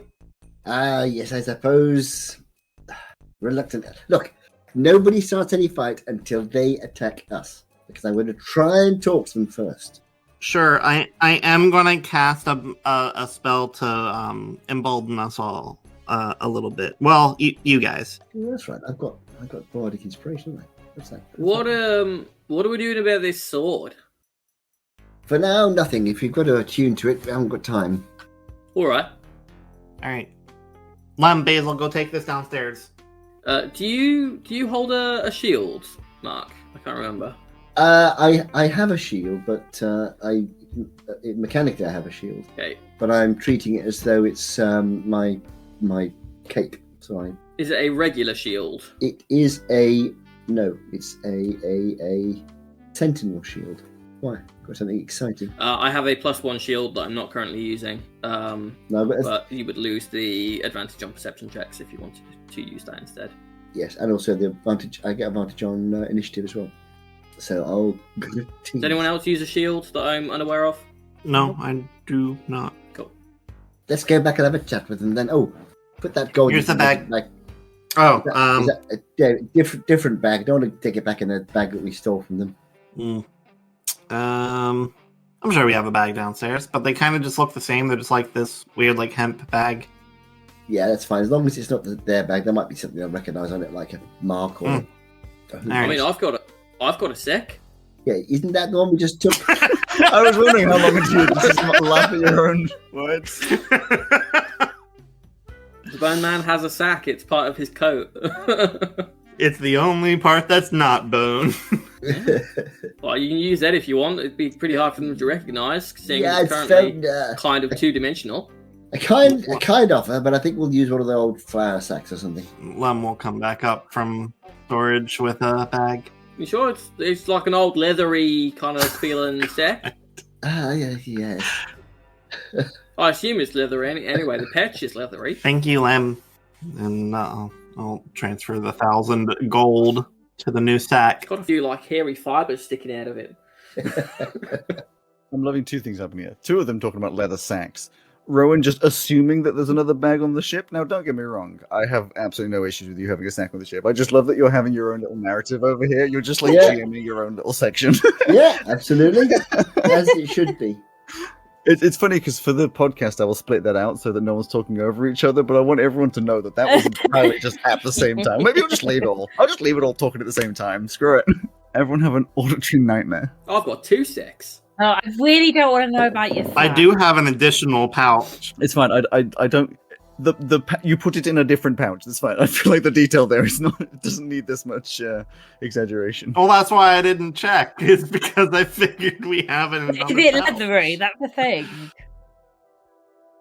Right, let's go. Okay, I'm going to cast 8 on you guys. So you have 5 HP. This will all end in Okay. tears. I can see it coming. Yes, your max HP increases by 5. Excellent. If it's easier to just list it as 5 temporary HP, then you can. But just Oh, keep in no. mind that you can be healed up above that. Lovely. I really thought we'd get away without doing any fighting today, but never mind. Off we go. So we'll head back towards our friends. Okay. You can see that things have moved around with the ship. Your eyes in the sky would see that Scout A is at the top of the gangplank. The priest is at the front of the ship. Scout B and the apprentice Woodward are at the back of the ship, but you cannot see anyone else. Scouts B, C, and D have You can see A and gone B, walkabout. but you cannot see C and D. Yeah, okay, we'll head up to the bottom of the gangplank, I suppose. Okay. It's not going to be at all suspicious that this group who were hanging around by their ship earlier suddenly come back again. You wander to the bottom of the gangplank, and the scout at the top, who's holding a musket. Ahoy there! Ahoy there, Mahati. All right, listen. This is getting ridiculous. Like, you hang around, you're here, you're not. Yes, Like, at this point, I can basically fuck off. I can now tell you why we were hanging around. We were discussing whether or not we should come and talk to you about the possibility of a trade, which we have now decided we will do, and we'd like to speak to whoever's in charge about trading, if you please. Deception. Wait, Deception. is it deception? Because that Deception. it is an option Right. if they accept it. Yeah, we're. True, but you most certainly weren't around before because you were Oh, yeah. deciding whether or not you wanted to trade. Okay, right. You were deceiving them as to your plan, so it is a deception. So Daisy, let's try it again inside the tray. That's not bad. That's not bad. I like these dice. And my deception isn't too bad either, which means it's a dirty 20. All right, fine. What is it you want? I don't want to shout it out because it's not 100% legal. Could I approach you a little closer? Just looks around. Who the fuck cares if anything's legal? What do you want? Angel fire. It's a certain powder known as angel fire. You want angel fire? How much do you want? How much do you have? Sort of squints a little bit. It's just like, well, how much do you want? As much as you can sell us. As much as I can sell you? You want an entire crate? Yes, if you have a crate, then the crate it is. How I'd much is actually- it first? It rather depends. A crate? How big a crate are we talking? 50 bags. Kilogram each. Cool. How much is a crate? How much is a crate? 750,000 gold. We ain't having a crate then. You're right. are we? I've changed my mind about the entire crate. Have you? Did you say? How much do you want? Well, I don't believe you have a.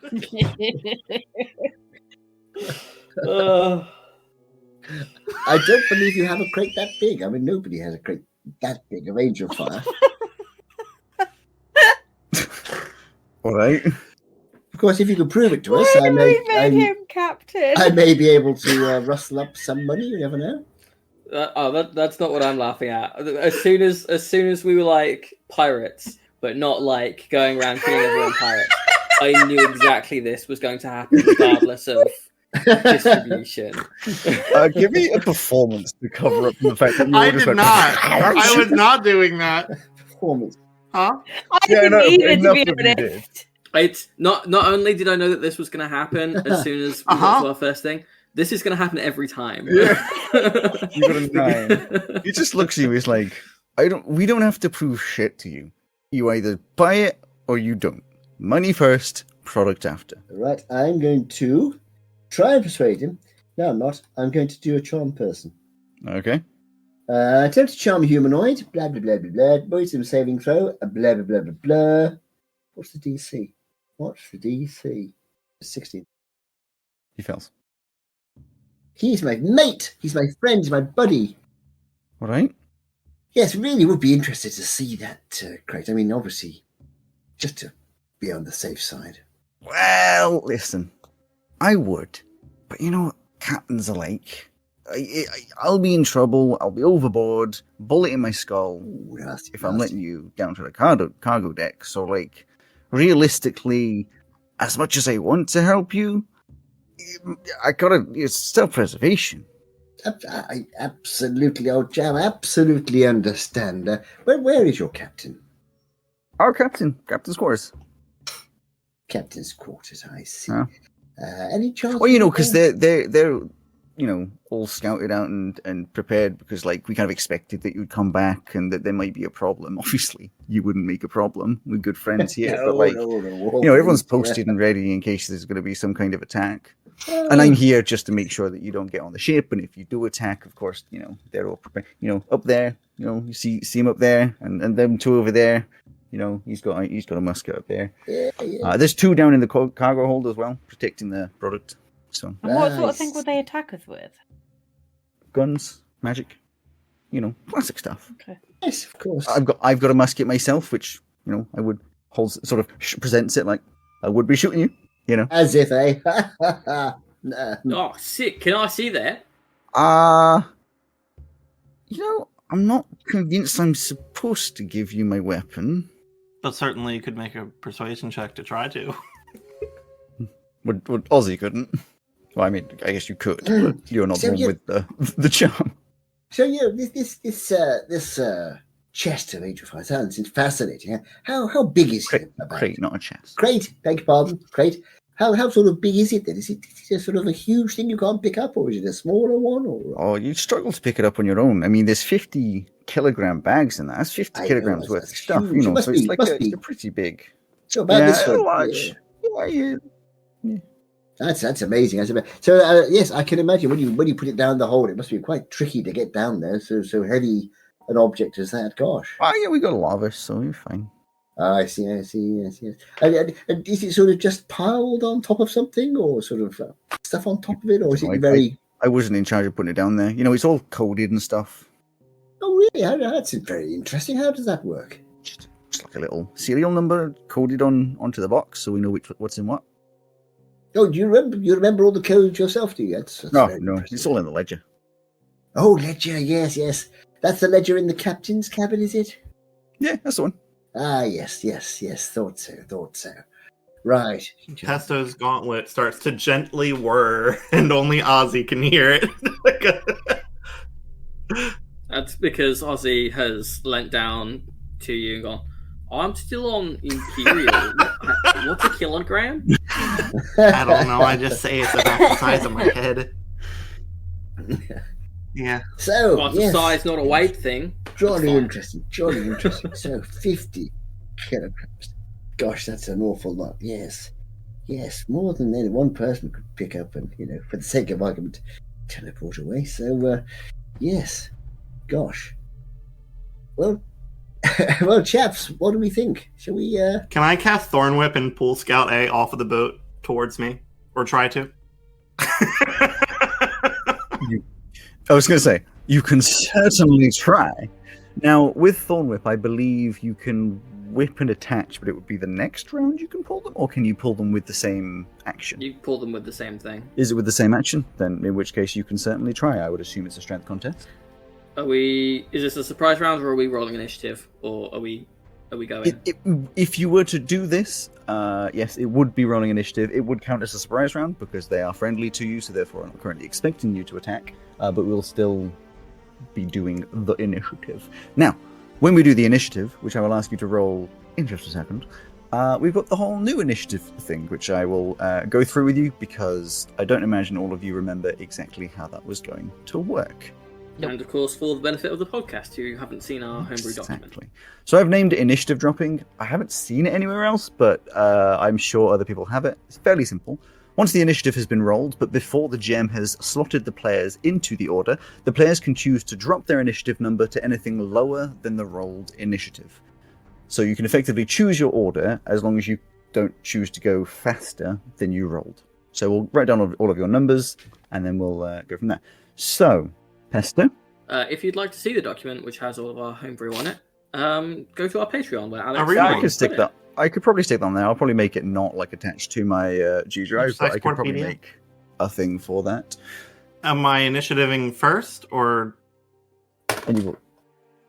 Okay. Give me the initiative. You will still get that surprise round, but just give me the initiative so we can sort out the initiative order and such. The initiative order is ass trash. Truly ass trash. It is 3. Oh. I rolled a natural 1 on my initiative. 3.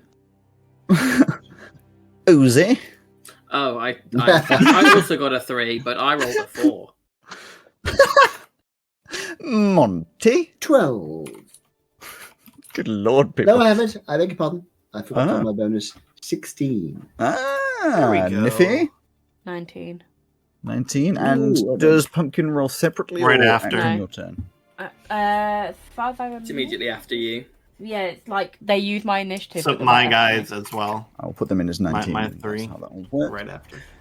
So, with you, so the way this would work, Purdy, Niffy as a 19 can decide to be basically anywhere in the initiative with you guys, because it goes 19 with you, 16 with Monty, and then Pesto and Ozzy both have 3, so you can kind of decide to go after any of your friends if you wish to drop that number. Once you've set that number to be lower, I will then, that's like, it solidly puts it there, you can't change it. You're that. You can't change it around here. Yeah. Yeah, I'm going to move to middle. Like, I'm going to say after Pesto.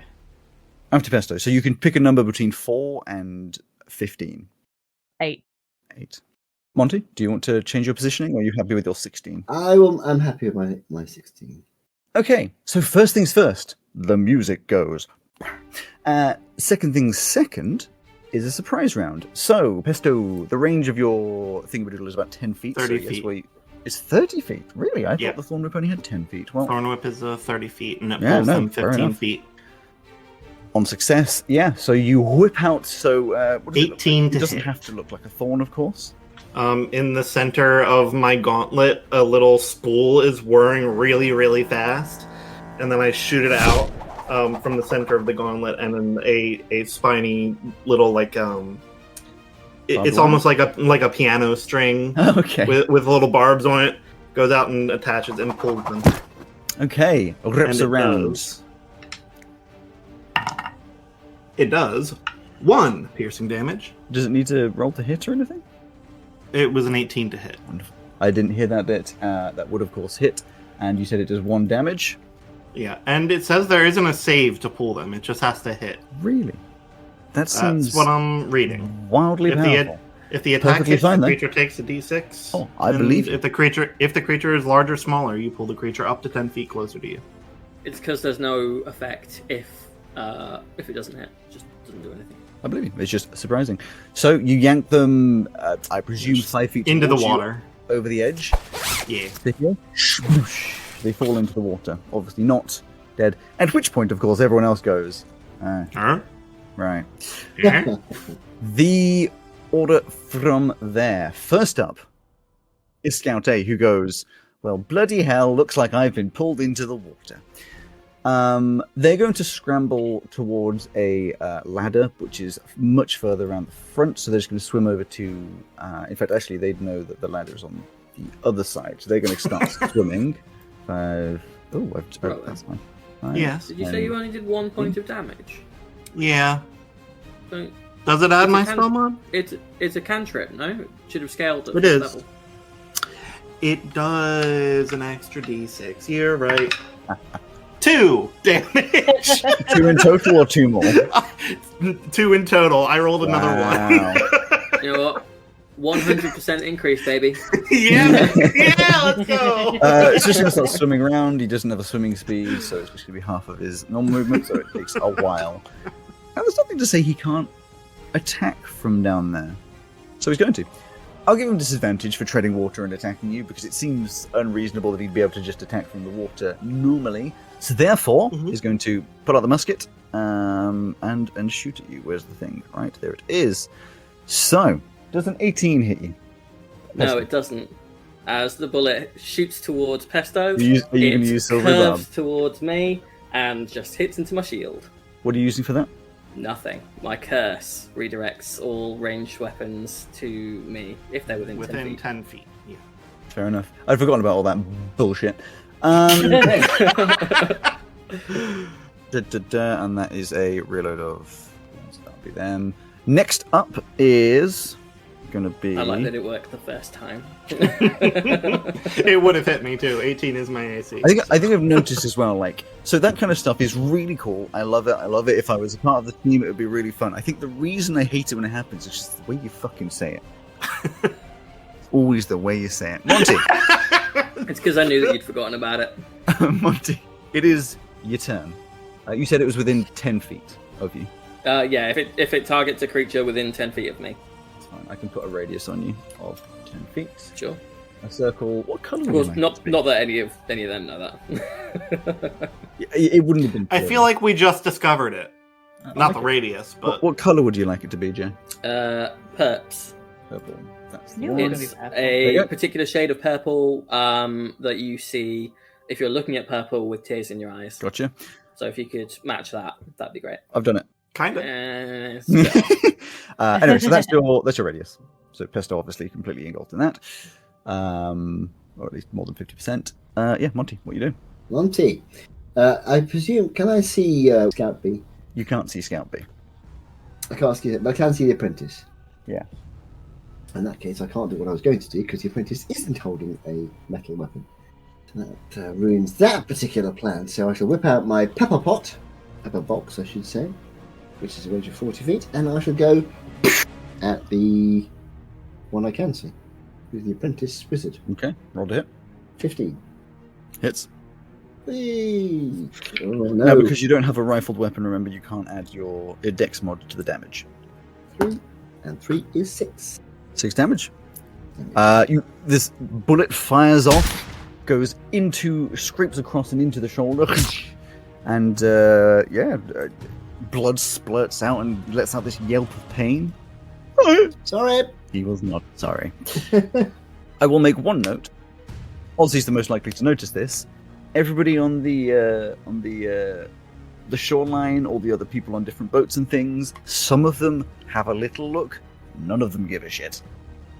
I am going to head up onto the deck. Okay. My guy's still there, just drinking his soup. Yeah. Well, he's finished his soup. He's on to dessert now. Oh, okay. Okay, nice I'll cake. get to Not that here somewhere. any sherbets. Maybe. I've forgotten the priest is over there, isn't he? So I'll not go there. In fact, I'll go up towards the priest. Okay.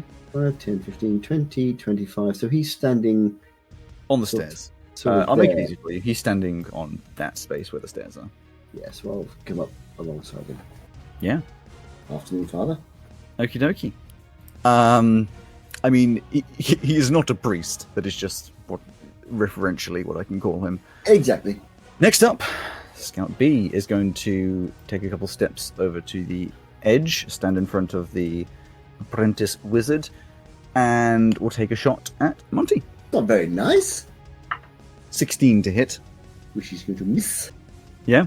It just... Catching my- I think it like pangs off the edge of your face mask, just ever so slightly. I'm not wearing my face mask. Oh, you're not wearing it?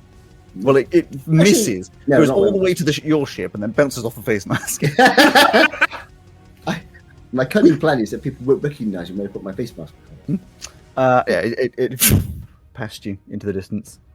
Okay, we move to the apprentice wizard, who's going to also shift over to the edge, and is going to also try to hit you.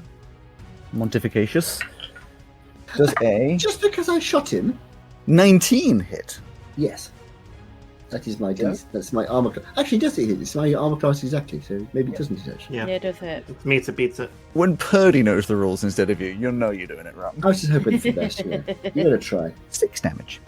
As this burst of magic, this purplish glowing magic just out of his hand and crackles over towards you, smacks you in the shoulder, makes your sort of ghostly presence ripple a little bit, and it does hurt. I think it's when you attack stuff, Mark, not as a reaction, but don't forget you've got your flourishes, because you're a swords bard, aren't you? Oh, that's right. That's when I hit somebody, something happened. I mean, I haven't done anybody with the sword yet. I don't think Which it is has to be very a sword. I don't know. Have a look. We've got a while to get back to you anyway. Niffy. So how far away is Scout or Apprentice from me? Okay, so just layer over the Yeah, no, I know, this but bit. So he is standing, if it'll ping, there. Where the 8 is. And Yeah, then where Yeah. the 8 is. And there is a measurement tool on the left-hand side if you wanted to, do your Can we measurement. see them from there? it's the top deck, isn't it? Yeah, yeah. count out of 15. It's railing, and he can see you, so you can shoot him. Okay. I didn't know how high the walls were on this. Like with any ship, like all this kind of ship, where there's like a half a human height kind of Sure. railing, but it's also got gaps in it, so you can see his legs. But you'd count that as 15 then. Cool. Yeah, 15 feet. Cool. I'm going to do the grasping tendril. Okay. Just pulling them all off into the water. So, DC 14. DC 14 strength save. Strength or dex, apparently. Athletics or acrobatics, it says. Wonderful. And you're doing that on Scout B. Strength Yes. or Dex. My choice. I shall choose. I'm afraid that's a 16. They hold strong and do not get pulled off the side. Bollocks. So you whip up. What does it look like for you? What does this tattoo and the effects, therefore, of it look like? So like a cherry blossom branch. Ooh, very nice. So a vine, this branching vine with little pink petals sort of spray out as it comes out of your arm a little bit, like confetti, which disappears in the air, and then tries to wrap around and unfortunately just sort of grabs it. Or in fact, for what I used, it was the dexterity, sort of dodges out the way and it just passed. Barely. Okay. Oh, okay. I need to have a look at that quickly. Ah, yes. The first time fighting with the characters that you have. You've never used them before, everyone goes, what the fuck? Yeah, am I and because we've got the new stuff as well. I'm so happy that you make us sound competent, or at least as competent as you can. Oh, you sound With so editing.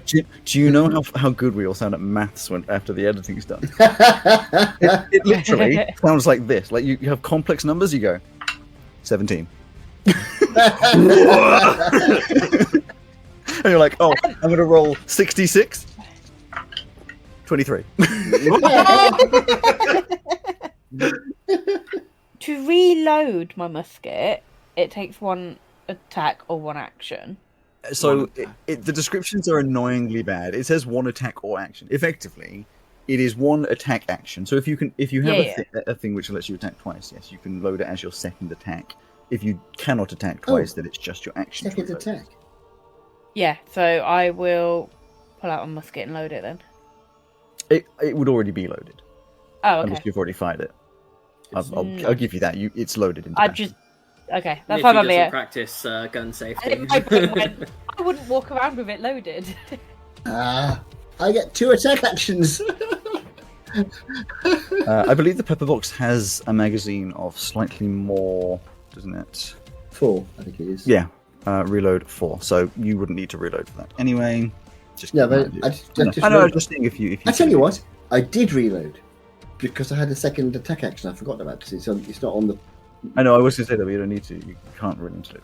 You've got the magazine. I know I don't need to, but I didn't do my second action because I forgot about it. I don't really know the mechanics. I guess you can reload early.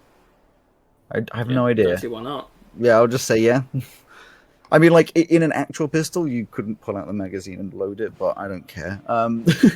Well, if it's like a revolver, you just. Yeah, I know, but this is what I'm saying. It's a pepper box. It's not a revolver. There is a revolver. Yeah, I don't care enough to think about it. If he's got the musket, Yeah, so, because I've already done the tendril thingy, do I still get to shoot with a musket? yes, no, because No, the that's what tendril I would was be your full double-checking. action. Yeah, that's what I was thinking. Okay. Yeah, she'll just get it out ready. Yeah, sure. I'm going to get ready.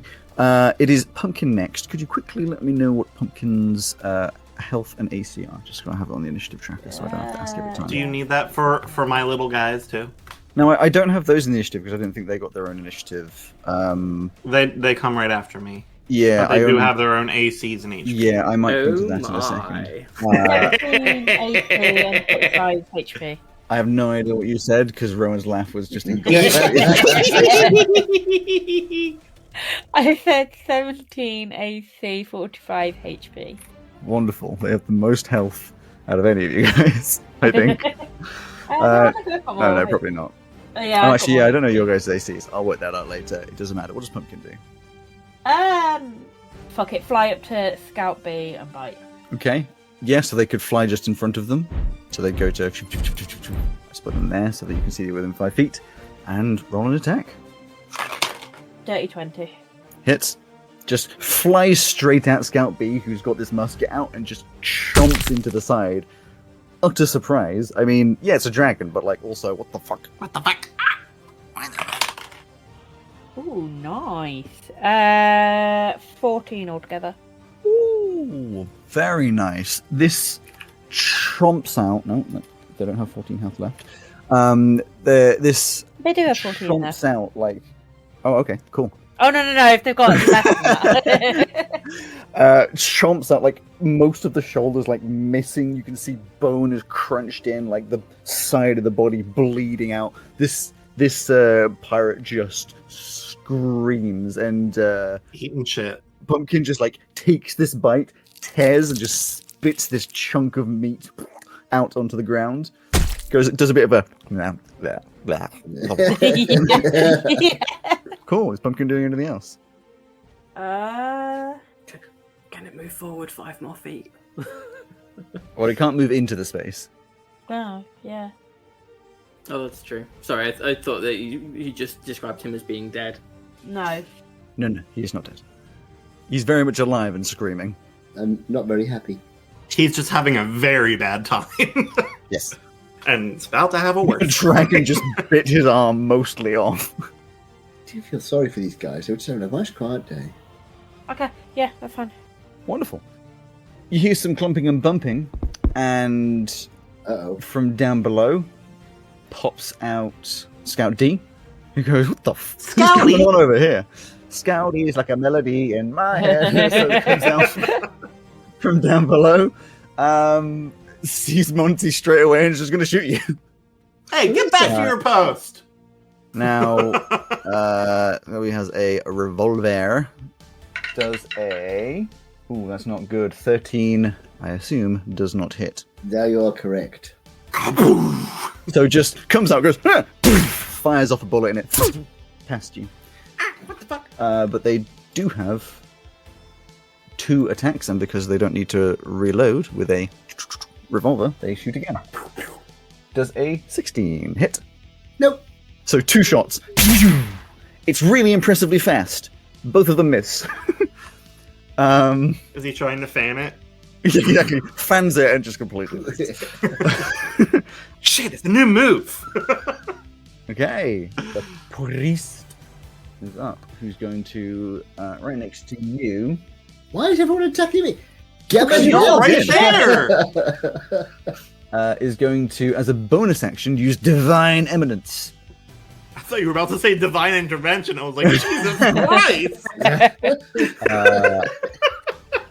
They really want these drugs! I mean, it is angel fire. Ah! So is going to roll to try and hit you with the mace that he pulls out. Very nice. Oh, that rolled around a lot. Does a 19 hit you? It would hit me. Except, Yes. as a reaction, Okay. I'm going to After the cast, wish? which is what this sheet, Huh? for some reason, calls Silvery Bard. Yeah. Yeah, it does. Silver Barbs. Silvery Barbs. It's called Silvery Bard. I don't know why that. So I cast. So I roll again? What does your So- Silvery Barbs look like? In my particular case, he attempts to hit me, and I just do. What would he look like? Well, you don't know if it's going to hit you again yet. You don't know that. I would. Yes, exactly. Also, Basically, Silver Barbs is like a magical shield in its own sense. Yeah. kind of. when it sort of. triggers, But it might not work. exactly. It distracts the triggering creature. So in this particular case, what it will look like is I'll suddenly blur for a moment, and turns out it's slightly misty, so it looks like there's 2 of me. Sure. And remember, you can cast Silvery Barbs on other people as well, so that affects Yeah. them. The second roll unfortunately for You also give a creature advantage on their next thing now, Mark. Yeah. Unfortunately for you, Don't. is a 15. It misses. Oh. It just swings and just completely misses. It goes through Like, the misty version. Judges exactly where you're standing and just swing and a miss. Who are you giving advantage to, Mark? I will give it to myself in actual fact because I'm going to be smacking him back in the face in a moment. So selfish. Yeah, I'm surrounded by about 4 people all trying to kill me. Finally, Hesto. Okay. 5, 10, this does. 15, 20. Or are we going at the same time, Rowan? Yeah, I'll Yeah. let the two of you, because you both got 3s. Do you want to go first? I was planning on going up towards the captain. What were you planning to do? I was going the other way to deal with the wizard. Oh, well, that's perfect. Let's go. Okay. I'm assuming I can climb over this cannon. I do have a climb speed, so it shouldn't. Just treat it as it's not there for your movement purposes. I'm fully raccoon climbing over it. Just. To be honest, you Yeah. could probably go under it. Like, just treat Yeah. it as not there. I'm going to look at Scout B and Yep. fire my lasers, not my lasers. My firebolt. Okay. That is a 17 to hit Scout B. Hits. Okay, that is 2d10. You do not need to roll. Oh, You can if you wish to. I do. That is 13 fire damage. Wonderful. Straight into where Pumpkin bit. Yeah, Just, this chunk comes out. He whips around away, turns around to start trying to run to the other side of the ship, away from this dragon. And as the turnaround happens, this fireball just goes in and Yeah. under the skin. There's this you know how you can see light underneath someone's like through someone's skin. That kind of happens for a second before there's just a burst of flame. It just starts to move forwards and just collapses. Part of the arm and everything charred away, crumbling onto the floor. The Beautiful. wizard next to him just. and then to top it off, I'm throwing out my toys. Only 2 of them. I'm not throwing out Lem. Lem is precious to me. But I will throw out Basil and Pine Nut. Okay. And You launch have out Basil and Pine and Basil. have them swarm the apprentice wizard. They have 20 feet of movement, so they should be able to get up there from where I am. And I also have Can they both Olive. stand on the same square? They are They're tiny. tiny, so yes, they Yeah. could. And I will have down here with me Olive. So all 3 of them are going to attack. I'll start with Olive. Olive has Acidic Spittle. Okay. Who gets a 22 to hit. I assume that has enough range. Yeah, it's 30 feet. Sure. Against the wizard, it definitely hits. Okay, it does. Oh, baby. 8 acid damage. Wonderful. As this apprentice wizard, open mouth, screaming at the burning corpse, this acid just like straight down the gullet, starts burning from the inside. This screaming goes from screaming to like a gurgling to just like a faintly disappearing noise as he collapses down to the ground. Oh, damn. Does he just have no HP, or did he take damage already? He had already taken damage by being shot. Okay. So there's just this. I feel very bad for these people, I really do. Then I will I mean, have... They are pirates and drug dealers, but even so. Basil has some extra movement, so I'll have Basil come back down to me. Okay, Ozzy, you were going to move over somewhere. I believe you already Yes, did. so I have moved over here. Now that I'm within 5 foot of Monty, Yep. Mark, I'm going to bait and switch, assuming that you are willing Yeah, to move you a bit more safely. yeah, no worries. So we swap places. This does Sounds not good. provoke opportunity attacks onto him. What does that look like? Is it just So this is physically literally changing just places? a arm out, reach in, tuck in cover to move them out so? the way. Like I imagine canonically, because you're like protecting the captain at all times. Mhm. It is willing, but Monty's just like standing there getting attacked and abused, just like, oh no, what am I gonna do? Just getting out of place.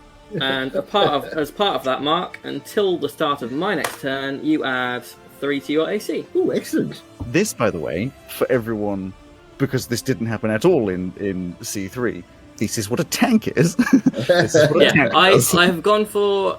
I mean, tank in D&D is hard to do, so I'm doing my best with it. This is you will take the damage whether they want you to or not.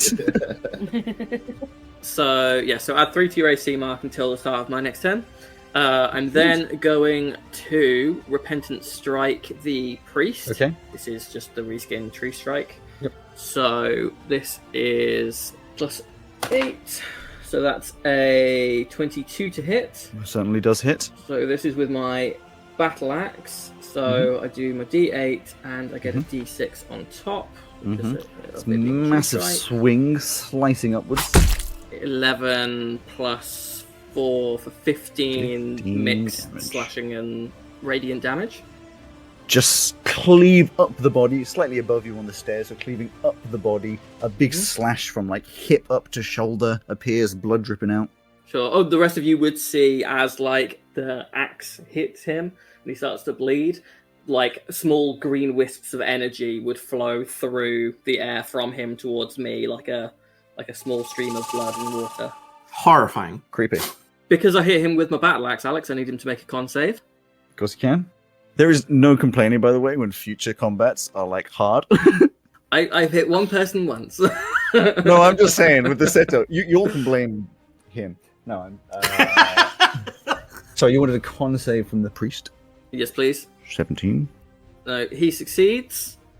So I will, for my bonus action, I will hit him again. Hit him again! My superiority dice and my War Priest bonus action attack. Okay. 17 to hit the priest. Hits. That's a 5 damage. Wonderful. Still standing. and Another slice. I'm going to. He needs to make another con save, please.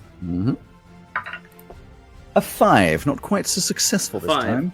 time. He falls prone. Wonderful. And am I going to use another superiority dice on that? There's still the captain somewhere. That's true. Okay, I'll leave it there then.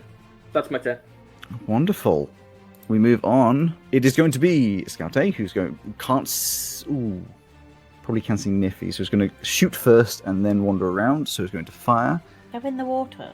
They are in the water. They have disadvantage shooting in the water anyway. They can see you. They're going to just see you, but they can see you. I didn't realise they could shoot whilst in water. They shot at me. I said last time, treading water, Okay. I'm giving them disadvantage to do so. That's going to be, of the worst, 16 to hit you. No. So, bobbing around, tries to fire. Successfully do it, and you're fine. Oh, god damn it. Oh, the hell happened to him? 15, still in the water. I know. They got fucking spliced. You hear some cluttering and fuckering, yes, I said that, from the back of the ship. 5, 10, and this door opens, and out walks who you assume to be The female Ah, what the dwarf. fuck? the captain. It's not a female dwarf, it is the captain, who That is would have been a very funny. tall female elf. I Who's was going to definitely walk out, expecting it to be the dwarf. see Pesto, and Hi. going to... Okay, he's going to slice a longsword at you. Okay. It's an 8, it misses. Yay! Wait, sorry, it's a 10, but it still misses. Yeah, just surprised, swings and misses. Monty, Righty ho. So you are- Monty. you've traded places, you're being protected by Ozzy. A little bit of distance between you and the others. Am going to do a pirouette round behind Ozzy, coming up in front of Scout D with his rapier. Okay, where you're standing currently, I know, but there's There a is- mast in the way, so... a railing that you are now leaning over the steps. He's standing at the top Oh, of I the steps. see, I see. You're at the other side of the steps. I'll go round... I'm happy for you to stand here, No, I will leave... but you can Ozzy's also attack skills. from... Well, I guess there's still kind of a railing between you If and... it's a railing and they're on the steps, I'll be like trying to attack down. Why don't that you would- stand on the other side of Scout D, so like in line with Ozzy? I kick it there. Will that work? Can I get him from there? So from there, yeah, you're fine. Fine. So I will turn up there, Set it up. take out Swish and the swash. rapier and say, "Ha ha! I do apologise, old chap, but time a little bit of a fight." That's just like, wait, we're only just starting? Two people dead in front of them. And that is 11 plus. 11 plus. 7, which is 18 to hit. That's going to hit, of course. That's going to hit. So there's my D8 gun. There it is. This time I have to remember to add that, which is 5, 6, 7, 8, 9, 10, 11. He's not dead, but he has got a sword sticking through his shoulder. Well, that's she's going to get taken out again and stabbed into the other shoulder. Mm-hmm. What's that? Hello. That's the first one. Who's put it My down? name is Inigo Montoya. 25, 11. 25 to hit, 11 damage. So in 2 swift movements, absolutely annihilated. Ozzy, you just see the 2 blades come through one shoulder and then through the center of the chest. No, that's not what it is. It'll be and going to slice an M into his chest. You struggle because you're behind him, but an Okay, M is you doing. It goes that far through. Yeah, the M wouldn't kill, but I can imagine you stab twice and then just leave the mark Yeah, afterwards. Yeah, Scout D is dead. Okay, Niffy. Yep, so I'm going to move. Let me just double check. Guys, found the captain. Ah. On my way, dear boy. The captain doesn't have a particularly intimidating visage. Definitely has muscles to them, big, holding a big sword, but quite a kind and soft face. The scowl on top of that face is, of course, pretty representative of their feelings towards you. But it isn't like a big, rugged captain. You could ask them to surrender. Move to there and shoot. No. No. That's not my job. That's the captain's job. Yeah, but Yeah. I'm over here. You're over there. Yeah. Natural 20. Oh, God. So, with the musket, so the musket is 2d10, so that's going to be a base of 20 plus 2d10. Yeah. Oh, my God. Oh my god. So that'll be 28 altogether. Pesto, you say, guys, and this gunshot, no, in fact, yeah, this gunshot goes off through your left ear. And the captain in front of you, the head just collapses to the ground. You just turn around and Niffy's got like this giant ass smile on her face, like, hi. Smoke coming out of the end of the musket as she's reloading it, like, right? You say, hey, I can't hear it. What? Pumpkin. Oh shit, yeah, I've got pumpkin to do too. If I had fireballed this ship, they would have all died. There's another scout. Yeah, in the water. No, there's another scout. There are 4 in total. Maybe. Oh yeah. Oh, Scout you're C so too. right. Scout C, I think, he's probably still downstairs. Mm-hmm. We'll fly to here and try to bite priest. Bite priest. Okay. At advantage, I'm pretty sure, because it's still prone. Yes, Brian. Because of the I'm having back trouble symbol. Yeah. Is prone, so therefore you get advantage on a melee. Surrender! Surrender! So that will be a 25 to Yeah, bite. hit. Surrender! Surrender! Boom! Surrender quickly! Surrender now! You have Captain 1 Monty second. goes. Captain Monty says, "Now I suggest that you surrender." As a dragon just like hits its chest. Oh, you should have surrendered faster. That'll be 13. I really, Yeah. really recommend it. Oh, never Just mind. flies over, just lands, and just chomps the center of the body. You hear this crunching as the ribs break in and start like it's his own internal organs, just, and he just sort of. Don't bother surrendering if you change your mind. And Pumpkin starts making the face again, like, bleh. No, Pumpkin. You for a second you're really concerned. Pumpkin starts going, and then just coughs out like a finger, sorry, like a bone from the shoulder of the other guy that he killed. Just Ozzy's vertebrae. No. does that like lip smacking thing that dogs do after they're just thrown up, like what? Drooling. Like the foam. Pumpkin do anything else? Doesn't really need to, I guess. No, not really. Kind of just chilling. I knew this would be an easy fight, but you're annihilating. I know, I didn't really expect it to be quite Pesto? so... You know how I said I didn't like fighting? I'm loving this fight. So, you know. In What is fairness, it? Alex, it's not like you had all of them all out at once. On to, purpose. Like 1v1. on purpose. Like I said, it's an easy fight because it's your first fight, and I didn't Because want you're it to trying be, to get the hang of what we can do. difficult, and I didn't want you to struggle, but like God. the steamroll is hilarious. All the ones on this deck are dead, right? Yep. So there's Scout A over the edge, Yeah, I feel like he's just gonna fucking run. and you have no idea where the other one is. I'm going to call down. Call down the stairs. I'm standing right by the stairs. Ho down there! Everybody else is dead. Excuse me? Everybody else is dead. Surrender now, and you may not join them. You will. Any response? Nope. I He's collect. had his chance. I collect my toys. Are we still in initiative, or...? Yeah, you're still in initiative. Yeah, because we've still Okay. got Scout A that's trying to climb up. Yeah. So Pesto and Ozzy, you guys. Yeah, I collect my toys. I go over here to look for a ladder. Over the side, as in into the water. Yeah. You can look over the edge and see that the ladder is where I pointed there, just next to Monty. Okay. I can't see them from there, can I? You could lean. Well, you could. Olive. Can Olive fly? No. Olive can fly, yeah.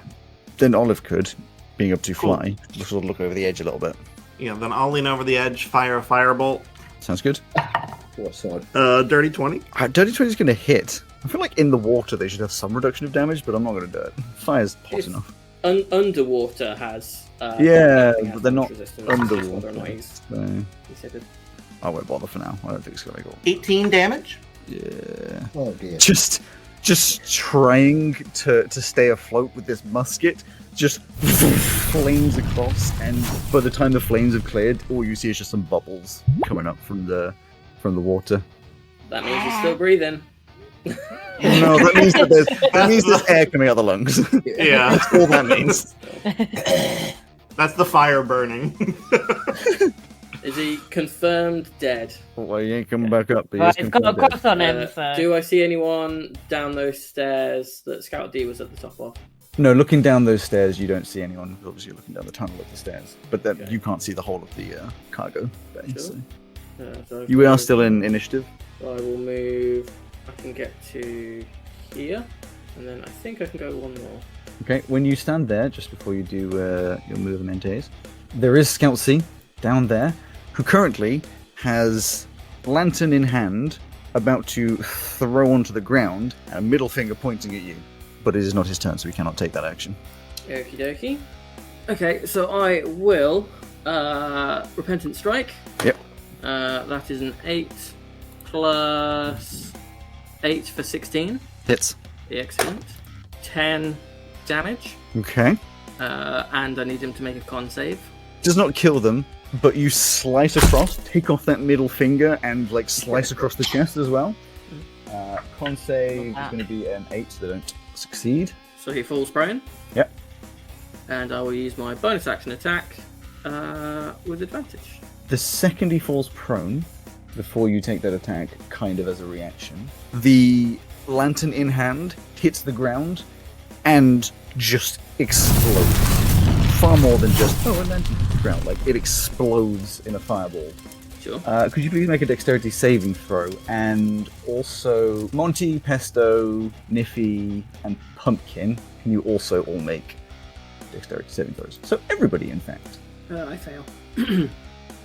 You're assuming that, but I'm assuming you got a very low roll. Yes, a 7. 12. Okay. 7 fails, 12 succeeds. 11. Succeeds. My little ducky dice are doing me good because I got a 21, Yeah. but actually Pumpkin got a 6. Okay. Everybody under a 10 takes full damage. Everybody above a 10 takes half damage, unless you have, of course, other features that allow you to take less fire damage as this explosion goes out. So it's 23 damage for the full damages, and that would be 11 damage for the half damages as it just... Scout C is just incinerated. And the entire cargo level of the so the fire like blasts upwards and hits you guys, and then the entire cargo level is just on fire. The crates seem to have some level of resistance to this fire, but it doesn't seem like it's lasting long. Like some of the smaller boxes are very quickly setting on fire. I will immediately find treasure for Angel Fire. Sure. At the distance you're at, we're going to come out of initiative. Obviously, at this point. Can I immediately cast pyrokinetics then and turn all of the fire into smoke? Do you have to be able to see the fire for that to happen? I mean, you said it was a big explosion, so... Yeah, I was just assuming the fire is Well, so the everywhere. explosion went out, the fire is on the cargo Gotcha. deck. The residual fire. I mean, if we're out of initiative, can I just move to the stairs? And well, it's more just what happens. For you, Ozzy, you immediately work out which box is the right box. That's fine. I'm just assuming I do have to see it. It doesn't... That's fine. If it doesn't say that you don't... And, that you and have is to see there it, then you don't have is there a range of how much you can do?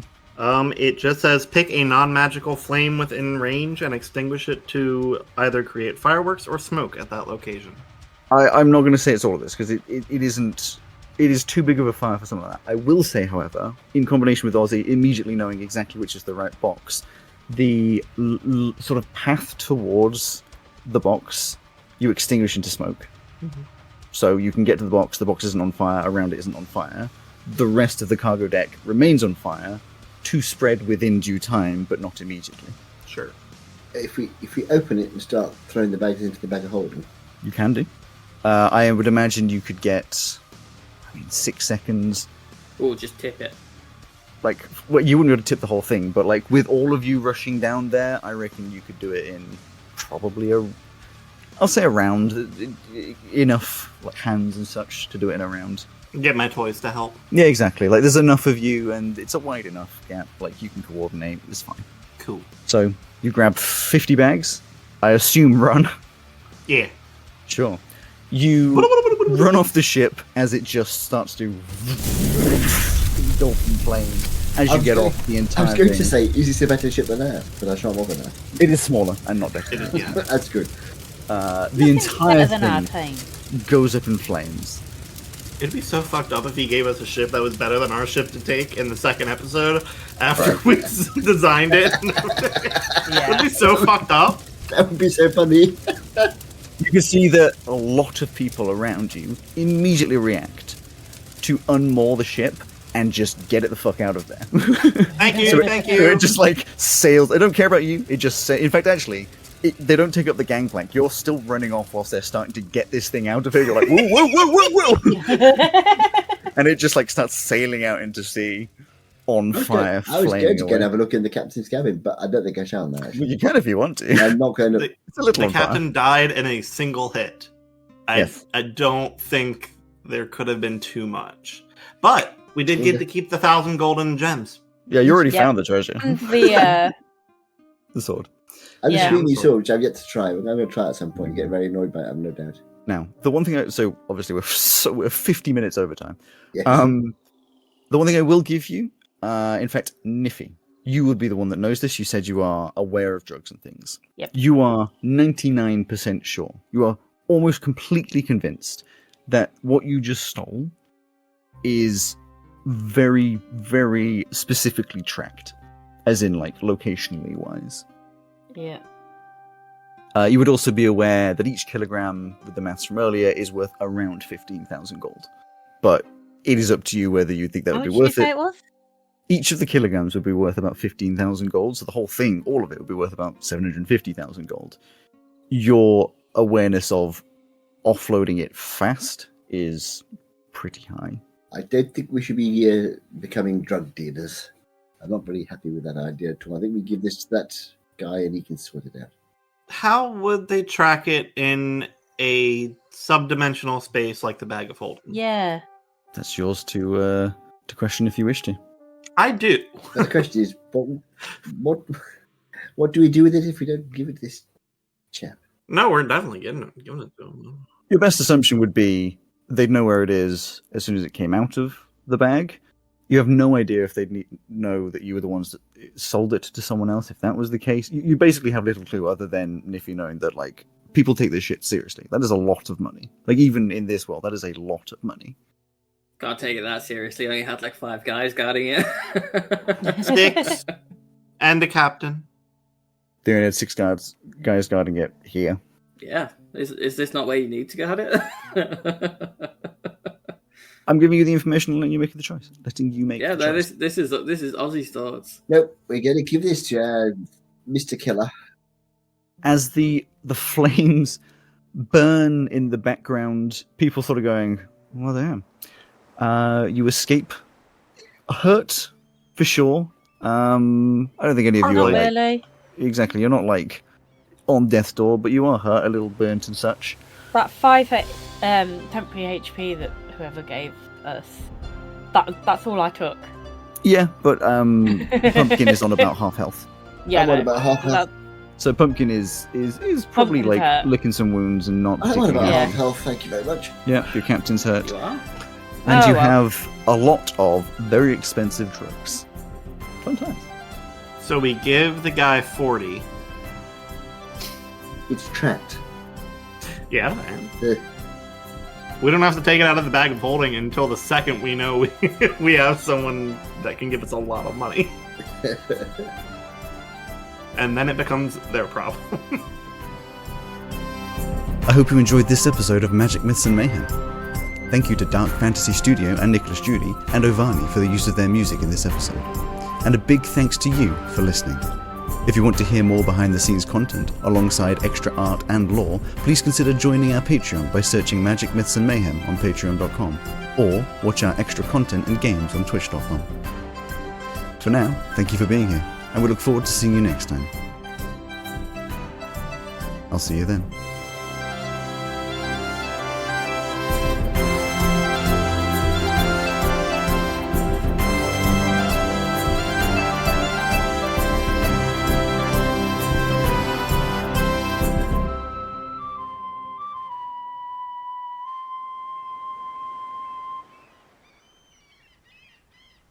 I'm glad that there's no one super powerful a part of the crew that was in charge of making all of this kind of stuff. Whew, that would be bad, especially no one who's like actually a kraken. Just nothing. You're getting nothing from him. I'm not giving anything away. I don't want you lot to have inklings of what I may or may not know. The poker face is for you, not for him. Didn't we learn we used to know. everything about Angel Fire? We used to know somebody who was a kraken. They were certainly cracking lacking. No, yeah, the kraken. But they were actually a kraken. Yeah, but we didn't know it at the Yeah. time. Mark, go to bed. Everybody leave!